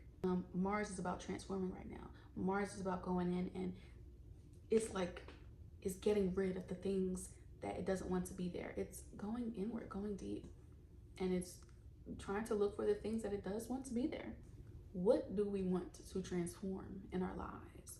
Mars in the eighth house is Scorpio. The eighth house is about transformation. The eighth house is we shed our skin, and we shed and we shed and we shed. The eighth house is I show up looking like this, and then a year later I'm dressing like this. We are transforming, trying to figure out the skin that best fits us, and that's different for each person. We may even transform, but that's the energy that we are going through right now as our Sagittarius risings. The eighth house is in Cancer here, so we may want to transform our relationship with our family. Some particular people in our family, we might want to be like, hey, I'm not going to interact with you in the same way anymore. I want to switch it up, whatever and whatever that may be. You're working on that right now. And we may want to transform things that are related to sexual matters, shared resources, and taxes. We may go and dig deep, like, did I get all my deductions that I need? I just personally went to the IRS office the other day, and I was showing them on my paperwork, and I was highlighting every single transaction from an old 2022 tax return, and I got such a big return because I went and I dug and I was transforming my tax situation. Do you want to transform your sex life? Do you want to transform the things that you share and how you share? Maybe you have a shared bank account with a spouse, and maybe you don't want to share it, or you do want to share it. Either way, so the eighth house is such a broad house, and the fifth house is such a broad house. So I could talk forever. But just to sum it up, to say you would like to transform right now. And that's really at odds with your fifth house, because the eighth house is deeper and it is not so fun, which is about what we're trying to learn about right now. And it is not even about ego so much. Ego doesn't exist too much in the eighth house. It's there, but we don't bring our children to our eighth house. We do not bring them to a dark or a taboo place. And we don't bring our fifth house dates to our eighth house, at least not immediately, because we first got to do the fun. When you first meet somebody, you got to do the fun fifth house stuff. And then eventually things will progress to the seventh house where you have a commitment. And then after that commitment, can you get into the deeper stuff of the eighth? So you got this call to look at fun and lighter things, and this real drive to go deep and to transform darker things. And those things just don't jive. But because the full moon is in Aries, and Aries is self-serving, and I don't mean self-serving in a bad way, you're going to focus on the fifth house right now. That would be my advice. We're going to put a pause on Mars, and for this 2 or 3 week period, we are going to focus on the full moon in the fifth house, because we have a lot to learn here. She is calling us to look at that and to look at Chiron. So that would be my advice. We also have Pluto in the second. You know, depending on house degree placements, it will be approaching the third. Pluto is in 29 degrees of Capricorn. We are having a lot of intense feelings and emotions around our self-worth and how we feel about ourselves, how we feel about our bank account. I would say right now, as Pluto transits here, it is going to feel like those two are inextricably linked. The more that you feel your bank account is low, you may feel more low, and the higher you feel like your bank account is, the better you might feel about yourself. The lesson here, just with Pluto and transiting the second in general, is that those two are not inextricably linked. You are just as valuable if you have a negative bank account balance, and if you have, a couple hundred thousand in there. It should never be tied to your financial status, how you feel about yourself. And yet, right now, we feel like it kind of is. That is the feeling that comes and the lessons that come with Pluto in the second house, and that is squaring the full moon in the fifth, because the fifth house is about feeling good, it's about having fun, and it's about our ego. And we don't want to feel like we're at the party and we got the drink, but I'm kind of broke and maybe I kind of shouldn't be here, and stuff like that. We want to revel in ourselves in the fifth house. This is Leo. We want to love ourselves, we want to be enamored. Leo is enamored when they look in the mirror. And we are focusing on how to feel that in a healthy way. And we are also trying to, and the fifth house is not about money at all. I've seen Leo people and fifth house people feel great about themselves and they've been super broke. So it's not about money. And so the fact that you feel that your self-esteem, we feel that our self-esteem is being impacted by money right now. Those two energies are not getting along. And I would encourage us, you guys, during this time to put our feelings about money and our bank account on pause and really focus on how we feel about fun and getting into fun and having fun and just loving being ourselves, that nobody else in the world is us. There's only one of us, and that is amazing. Truly is a gift. And we need to focus on that right now, healing that pain, realizing that pain, healing that pain, and then reveling in who we are. In positive news, Jupiter is the only planet that I could find that was having a positive aspect with the full moon. It is having a sextile, and not only that, it is our chart ruler, and not only that, it is transiting an angular house. It is transiting the seventh house. There's a couple houses where I just love where Jupiter is. The first, the second, the fifth, the seventh, and the 10th, and the 11th. So this is just one of my favorites. Jupiter and the full moon are really piping each other up. They're fueling each other, and it's just a positive vibe. And Jupiter is a positive planet. Not only do they have a nice, beautiful aspect, but it's a happy planet in general. Right now, because Jupiter is transiting our seventh, we are having more dating opportunities. We are having more luck and abundance in meeting other people. You might be getting approached more often. If you're on a dating apps, your messages and your little likes, they may be a lot higher than usual. And those things may be coming to fruition more than usual. You may be getting noticed more. You could have a lot of luck at this time and meet somebody really great. Even if you just meet one person, that one person can turn out to be a very significant relationship at this time. And just socializing in general. This is really optimized by the full moon. The more you can heal yourself and feel good about yourself and have fun, the more that somebody will notice you metaphorically from across the room having fun. Hey, that person looks like they're having a good time. They look like they're dressed well, like they love themselves. They look like they're having fun, and I want to be near that. So you're going to draw more people in the more you heal your fifth house. And the more people you draw in, the better you're going to feel about your fifth house. So it's really just this beautiful symbiotic relationship. Really a great time for us to be getting out there and to be dating right now. Sagittarius, that's what I have for us. That's my advice on how to best utilize the energy of this full moon in Aries. Capricorn, so this full moon in Aries is going to be having it for you guys in your fourth house, an angular house. This is very important. Your family, your home, and your roots are calling you. They are calling you to look at how you feel about these areas of your life. There could be epiphanies, realizations, or catalytic events that happen around these things at this time that cause you to reassess your relationship with your fourth. It could be that something happens with your actual home that's dramatic or out of the blue. Maybe it's not so out of the blue. A lot of times the full moon feels like it's out of the blue, but we could have known in our subconscious that when we heard that drip or when we seen that little brown spot on the ceiling, something was wrong. And then maybe something falls or floods, and then you're just like, it seems sudden, but we kind of knew. A family member could have a dramatic crisis, or they could just reveal something to you right now. It doesn't have to be that they are in harm's way. Maybe they reveal, hey, kind of hurt my feelings when you said this, or oh, I'm pregnant, or a pregnancy, new energy coming into your family home, or just new news, things that have been brewing under the surface. Maybe somebody was pregnant and they revealed it. Stuff like that is happening at this time.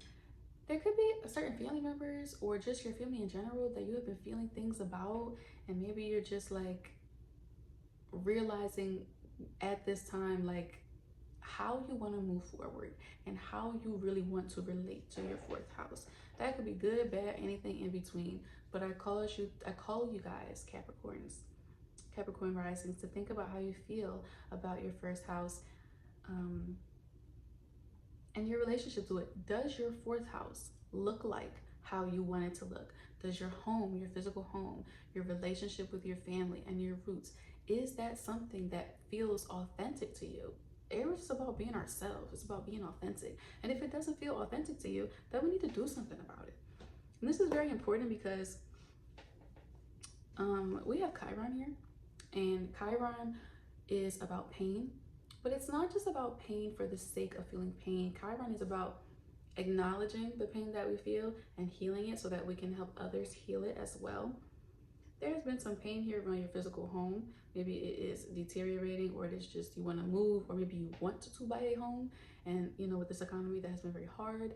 It could be that your family members or certain family members are having a hard time, or maybe you're just having a hard time relating to them. Maybe they're being difficult right now.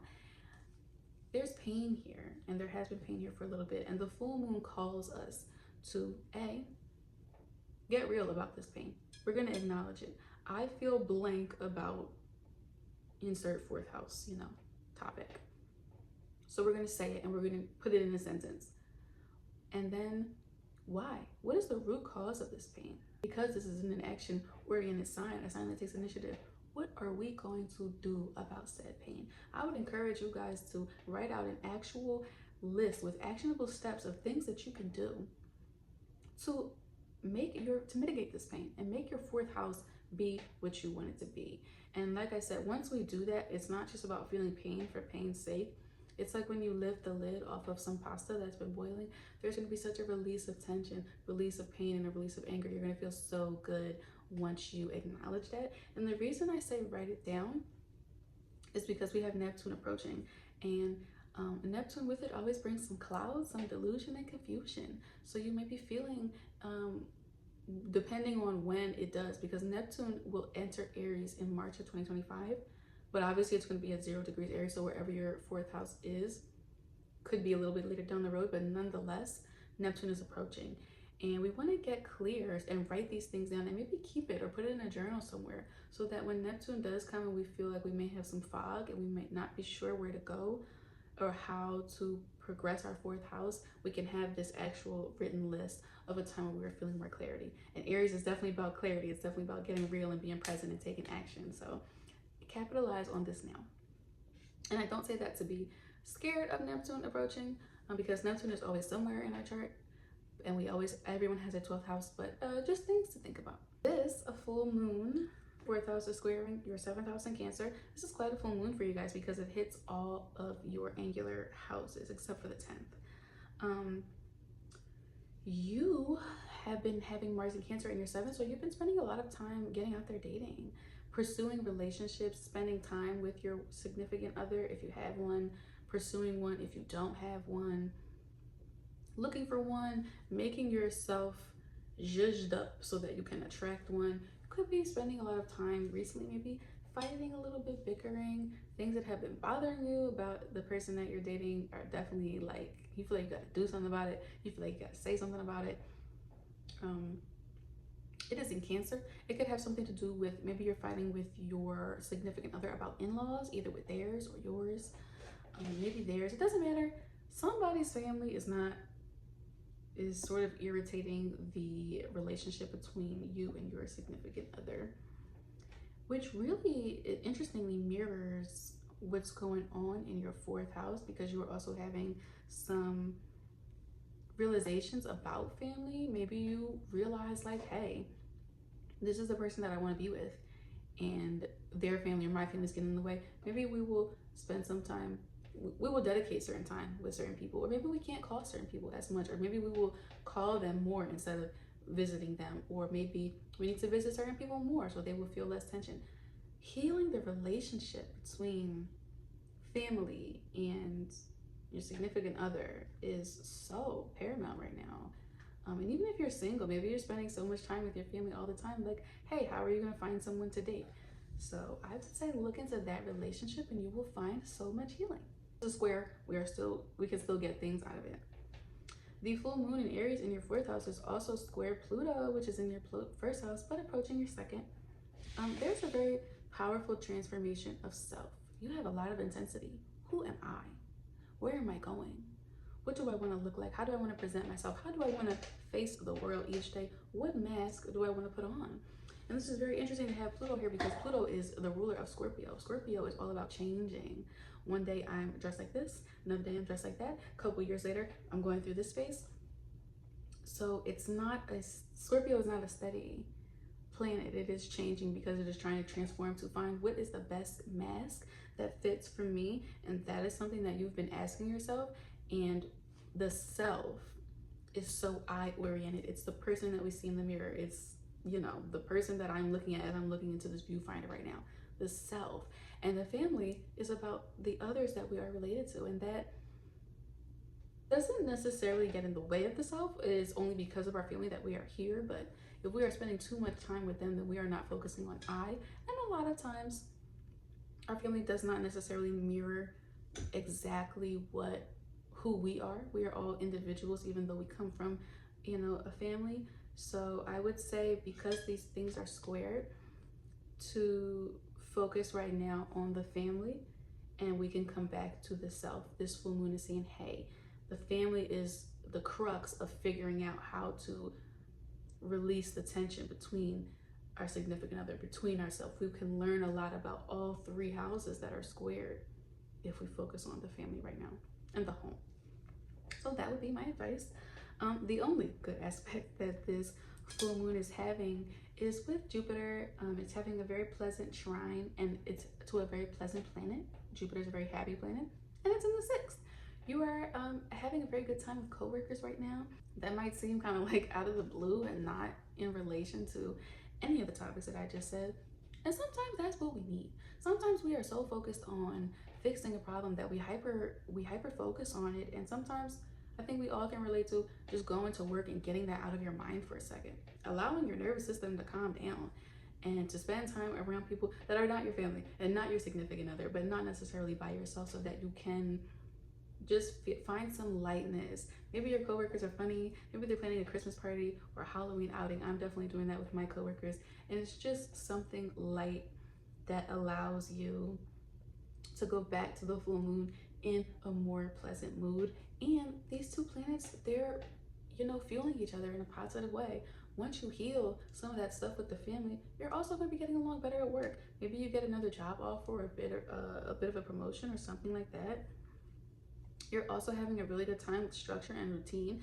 That can really help you with your family. Maybe you say, hey, every Tuesday and Wednesday, I'm doing this. That's my time for myself, or my time for my family. You are allowing each area of your life, each group of people, to have their own separate time with structure. And that really lessens the tension of this full moon and helps you get through it better. So yeah, Capricorn, definitely analyze your relationship with your family. And how that affects you and your significant other. And I think you will find that you feel a lot more at peace and a lot more release of tension as this full moon starts to pass. Aquarius, this full moon is happening for you guys in your 3rd house. So you are, I think, realizing now that there are intellectual pursuits, things that you want to learn about, things that you want to talk about, things you want to speak up about, that you have been putting off. things that have been calling to your attention, and you may have been shoving it down or being like, no, I'm gonna hold my tongue, I'm not gonna communicate or say whatever it is. Is there something that you've been dying to say? And I will give you guys a warning. Because this is an Aries, you know, Aries can be kind of aggressive. I don't mean just blurt out anything. I'm a double Sag, and I definitely can understand the harm that can come from that, but I also understand the desire that comes from wanting to say certain things. Maybe you want to say certain things to your neighbors. Maybe you want to say certain things to your siblings or your cousins. Maybe you just want to say something or talk about something that has been on your mind and you have not been. There can be realizations, catalytic events, or sudden epiphanies that make you take a closer look at this area. Sudden epiphanies, it could be something dramatic that happens that causes you to be like, you know what, now's the time. Now I gotta say it. But most of the time, especially because it's this communication, this is something that has been on your mind for a while. This is something that you've been wanting to say for a while. And it is bubbling to the surface, and you are realizing that it is at least a topic needs to be addressed. Again, I would encourage you always to use kindness with your words. But there are things in the third that are calling to you. Expressing emotions, because the full moon is emotions. Expressing emotions that have been brewing here is very important for you guys. And the reason I say this is important because with this full moon, we have Chiron here. You have Chiron in your third. So you have pain around your thoughts, your interests, your readings, your perspective, your memory, your communication skills. You have been having some pain, and the full moon is illuminating that pain. And I want to stress to everyone that Chiron is not just about feeling pain for the sake of being in pain. It's about acknowledging the said pain and then healing it so that we can help others heal it as well, heal that same pain that they feel. Is there any pain around how you speak, things you've been wanting to say, things that have been said, things you're interested in or want to read about? Maybe you're from a very conservative town and you like to talk about astrology and tarot, and maybe that's not what people want to talk about. Or maybe because your third house is in Aries, there has been some aggressive speech towards you, just something about communication that you want to take a look at, you've been feeling pain about. The full moon asks us to get real. Something about our siblings. Is there something going on with you and a sibling that you feel like needs to be addressed? The full moon says, A, to acknowledge the pain and to say it. I feel blank about insert third house topic. Why? What is the root cause of this pain? Where's it coming from? And because it is an action-oriented Aries, what are we going to do about it? I would encourage you guys to write out an actual list of actionable steps that you can take to make your third house be what you want it to be. Does your third house, that's what every full moon asks us, no matter what's going on. Does your third house look like how you want it to look like? And because it may not be perfect, because nothing is perfect, how can we row our boat more in that direction? That is what this full moon is asking us to do, and what action, can we take to do that? And the reason I say to write it down and that it's important is because Neptune is approaching. Neptune will be entering Aries in March of 2025. Depending on what degree is your third house, that could be later down the road, but it doesn't matter because Neptune is approaching. And Neptune with it always brings some delusion, confusion, and some cloudiness around it. And I don't say that to scare you guys. I'm just saying it is a great time to take advantage of the clarity. Aries is the first sign, so it's boom, it's clear, it's loud, it's present, it's first. You see it. It's important to take advantage of how we feel about our third house and all these topics now before Neptune comes, and we might not know exactly what action to take. And by writing it down when Neptune does get here, we can have thoughts that we've written down that have come from a more clear-headed version of ourselves in this area. So that is what I would recommend in how to deal with our third house. The full moon in Aries in your third house is square your Mars in the sixth house in Cancer. There could be some tension amongst your coworkers right now. This could lead to an outburst of saying how you feel. Maybe there's just some coworker or something going on at work that you just feel like you have to say something about. Again, I would always recommend you to think first and to be kind. Maybe a coworker says something to you. You are also taking a lot of time to be very structured and organized and have a lot of routine and just be very Virgoan-like, and this can produce a lot of nervous energy. And this is at odds with your immediate environment and your thoughts. Obviously, when we are nervous, we're not always in the best state of mind. We maybe miss certain things, or we're not paying attention, or we may be distracted or hyper focused on one thing or whatever, because there's this nervous Virgoan energy going on. It's like, how do I say and communicate the things I want to say, because I can't even really think straight. So that is why, that's what's going on here, the tension between Mars and the full moon. It's a very contentious full moon. A lot of squares going on, so a lot of intense planets. It is also square your Pluto, which is in your 12th house, approaching your first. You are having intensity within yourself, within your inner world, with intensity in your alone time, intensity with your dreams, intensity with charity. And that could just be that you've been giving a lot to charity, or volunteering a lot, or just feeling an intense compassion. This is definitely, I have this natally, you can watch something on the news and feel it intensely. We are having an intense time within our Piscean self. And this is very at odds with verbalizing, because the 12th house is not verbalized. The 12th house is really only felt. It's not even seen. It is just known. And so all of this that you are feeling is like, well, I want to verbalize certain things and say certain things, but the things I want to say are not even things you say, they're just things you know.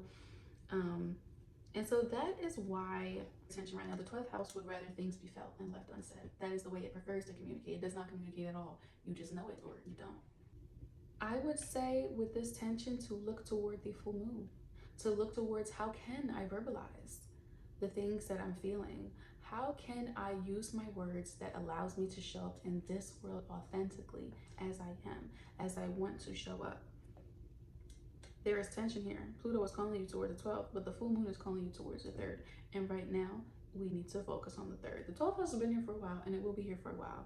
We can always come back to it. But we must focus on the 3rd house right now, and using our words to the best of our ability to convey the amazing thoughts that we have, because each of us does. The only good aspect that I could find to this full moon, and I did look, was a sextile between Jupiter and the full moon in Gemini.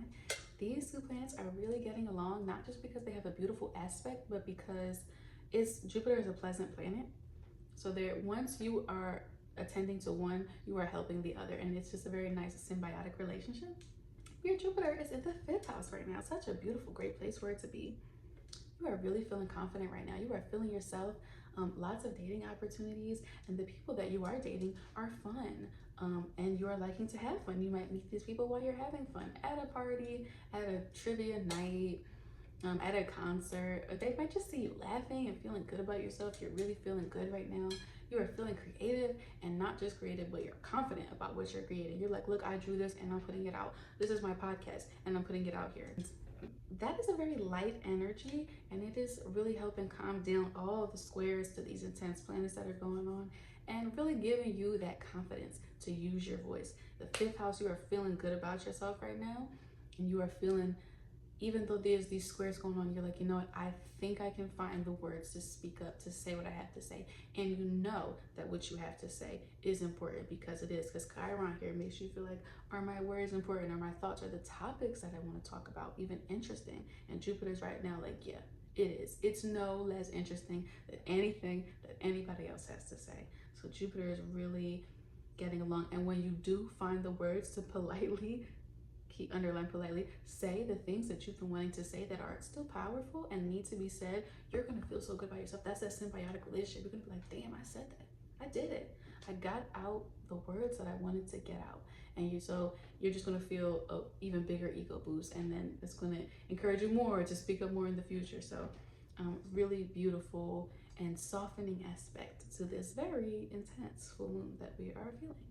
So yes, Aquarius, that is my advice for you guys on how to best use this full moon in Aries. And last but not least, we have Pisces. So this full moon is happening for you guys in your 2nd house. You're having a realization, sudden events, or epiphanies about how you feel about yourself, how do you value yourself, the things that you value, and the material things that you value. This is a house of value. The material that we value and the things about ourselves that we value. The full moon always asks us, no matter what's going on, no matter what sign it's in or what aspects, does this house that is happening in, does your second house look like how you want it to look like? Now, 6 months ago, you had a new moon, which was on April 8th, I believe, in this house. You may have started something new, a new way of saving, a new way of talking to yourself, of looking at yourself. You may have been saying new affirmations. You may have a new stream of income, something like that, a new way of relating to your money. You could have a new savings plan. If you guys can see over there, I have a little 30-day bingo savings challenge. Maybe you started that, and the full moon 6 months later is checking in and being like, hey, how's that going? Did you stick to it? Do you like it? Does your second house look like how you want it to look like? There could be sudden realizations about your finances. Maybe, and it don't have to be dramatic or, cataclysmic or world ending. It could be that you log into your Wells Fargo and you're like, oh, I'm still paying for Hulu. I thought I canceled that. Realizations like that. It could be somebody calling you out of the blue being like, oh, do you know this is in collections, or do you know you owe this? You could be like, oh, I didn't even know. It could be an ending of something, because the full moon is an ending. It can be somebody writing a letter to you to let you know that, hey, you've paid off completely a debt and you are done, and so that financial thing has ended, and that could be a really good thing for you. You could have an event that causes you on a personal level to ask yourself, how do you feel about yourself? How do you value yourself? How much do you value yourself? What do you value in yourself? These are big questions that are not just easily answered. It's important that we answer these questions because we have Chiron here, and Chiron, when it is in our second house, can bring in insecurity. Chiron is insecurity and pain, but as a side note, it is not pain for pain's sake. It's not here to just make you feel pain and then that's it. It is here so that we can acknowledge said pain, that we can heal it, and that we can help others heal that same pain. We can take them on that journey because we've been on that journey of recovery in the second house. You could have been having some insecurity about money. You could be feeling like maybe there has been some financial struggles in your life, maybe some lack of financial security, and that makes you not feel so great about yourself. Could be affecting how you feel about yourself. You could be trying to overcompensate your second house by overly buying, overly spending, overly wearing designer so that you feel good. Even though the material and self-worth are in the same house, the lesson here is that they are not inextricably linked, in the sense that the more you have in your bank account, it should not mean the more you feel good, and the less you have, the less you feel about yourself. They are separate. Whether you have $1 million or you have $2 in your bank account, you are just as valuable. And by just as valuable, I mean very valuable. But there's been pain here, pain about that. Maybe you just feel like, man, I can't get financial stability. And if it's any consolation, I think everybody feels that right now with the economy and inflation being as insane as it is. So you're not alone in that. Pisces are not. But the full moon illuminates said pain, and it asks us to look at our Chiron and look at the second house in general. It asks us to say, what are we feeling? I feel blank about insert second house, topic. And then it asks us why? Why do we feel this pain? What is the root cause of it? And then, because it is an action-oriented Aries, it asks us, what are we going to do about it? So I would encourage you guys to actually make a list of actionable steps that you can take to make your second house be what you want it to be. Make it look like how you want it to look like. Are you going to do a little budget thing? Are you going to set up an automatic, debit where you send $10 every pay period? You can do $10 every pay period to a savings account. Are you going to make a plan to pay off some debt? Can you do some reading on how to increase self-worth that is not related to your bank account? Can you do some reading on how the psychology of your relationship with money? I'm reading some great finance books and just getting educated about this topic, because it's not taught, in our society, is really going to be great for you right now. And I say that it's important to get clear because Neptune is approaching. And you're a Pisces, so you already know, but Neptune always brings with it some clouds, some confusion, some delusion. I have second house Neptune natally, and it has been such a journey for me to get clear about my finances. And so that's why I say write it down, because when Neptune finally does get here, it enters Aries in March of 2025.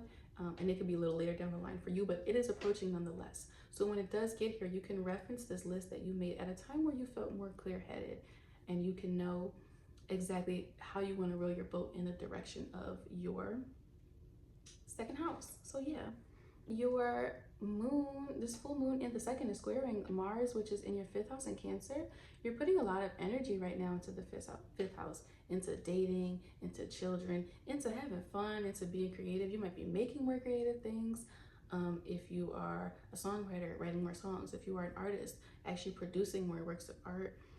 You might be spending more time with your children. Maybe you're taking them to more games, maybe just playing with them more, going on more dates, seeking out more dates, giving that, all those areas of life more attention, attending more parties.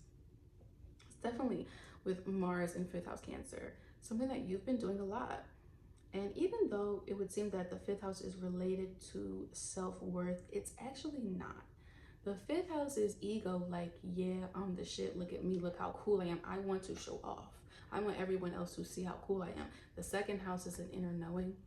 I know how great I am. I have like a valuable vase or like an egg, and I'm going to treat that with care because I value it no matter who's around. And not even because I want to show it off, just because it's valuable to me. That is the difference between fifth house self-appreciation and second house self-worth. They seem like they are two sides of the same coin, but they are actually slightly different. The fifth house is other oriented, and it seeks a bit of that external validation. And the way that it does it is because it does love itself. It does. But this is at odds, because like I said, we don't need anyone to value us if we actually value ourselves. We don't need anyone to see it, because it's just an inner knowing. So you trying, I'm not gonna say trying so hard, but you putting energy into that area in your life, Mars is calling you to do that. And the second house is like, look, we don't got time for that right now. We need to focus on us and how we truly feel. So there's a tension here.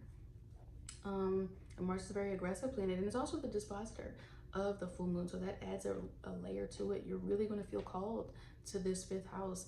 And I would argue, and it always depends on the sign, like in Libra, I was telling you guys to strike a balance, but in Aries, I'm gonna say put the Mars on pause and focus on the second house. It doesn't mean you can't have fun, or obviously you're not gonna not pay attention to your children, but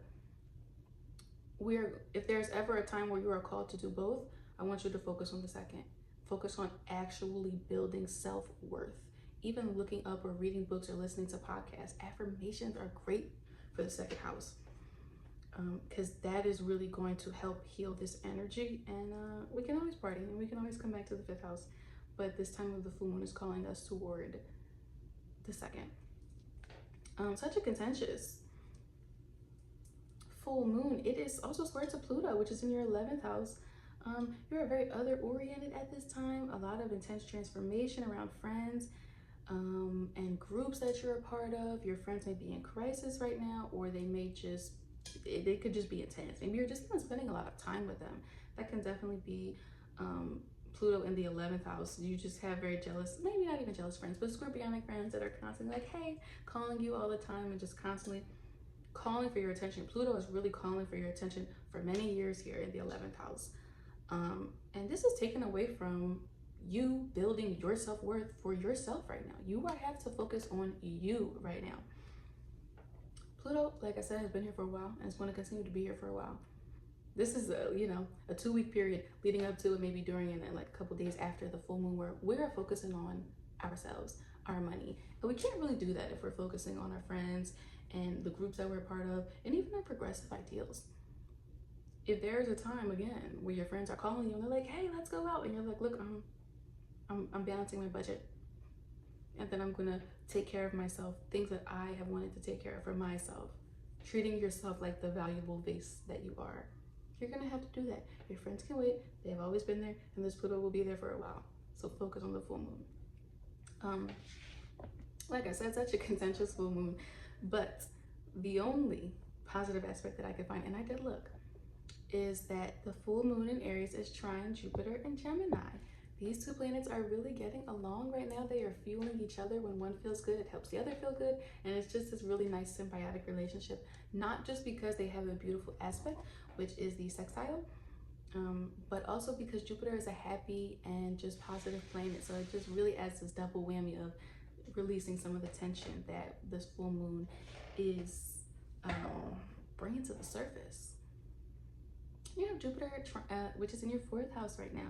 You are feeling so good this year around your home, with your family. Even if you've had, like, you know, a contentious family relationship growing up, you are feeling things being less contentious at this time. You may be calling people that you have not called in a while, or they may be calling you. Jupiter in the fourth, definitely, I usually see like a family member that comes. Maybe there's a baby born, and it's just bringing everybody together, and everybody's just so happy. Taking pictures with the family is great right now. Doing things around the home, spending time around the home, cleaning it up, lighting a candle, inviting your family members over to your home. It's one of the best Jupiter transits. I absolutely love this transit. Really is helping soothe feelings of worthlessness at this time. I think, you know, anytime people have mental health problems, we say go to therapy. And anytime we go to therapy, we always go back to our childhood and our relationship with our caregivers and our family, because that was our introduction in this world. If you do feel feelings of worthlessness or low at this time, your family, the tribe that you're from, and getting along with them really helps boost that up. And the more that you feel good about yourself, the better you can interact with them, the sweeter you can be. Maybe the more forgiving you could be, you know, in not extreme cases. Not if they've been abusive to you, but maybe you can learn to that they are struggling with their self-worth and how to better encourage them. Again, the wounded healer. We're healing this, we're letting this tension go. And then we're helping others. Maybe because you're getting your finances right, you see somebody else and you're like, hey, I just was in this credit repair program, or I just did this savings challenge. Try it out. Beautiful, beautiful Jupiter getting along with the full moon right now. And to really mitigate this high tension right now, call on your family and be there for your family. And so yeah, Pisces, that is the advice that I have for you guys on how to best harness the energy of this full moon. So everyone, that is it. That is the full moon in Aries. That's going to be on October 17th. I'd love for you guys to comment down below. What are you excited for? What do you expect to learn? And just ask any questions that you might have. And I will see you guys for the next one.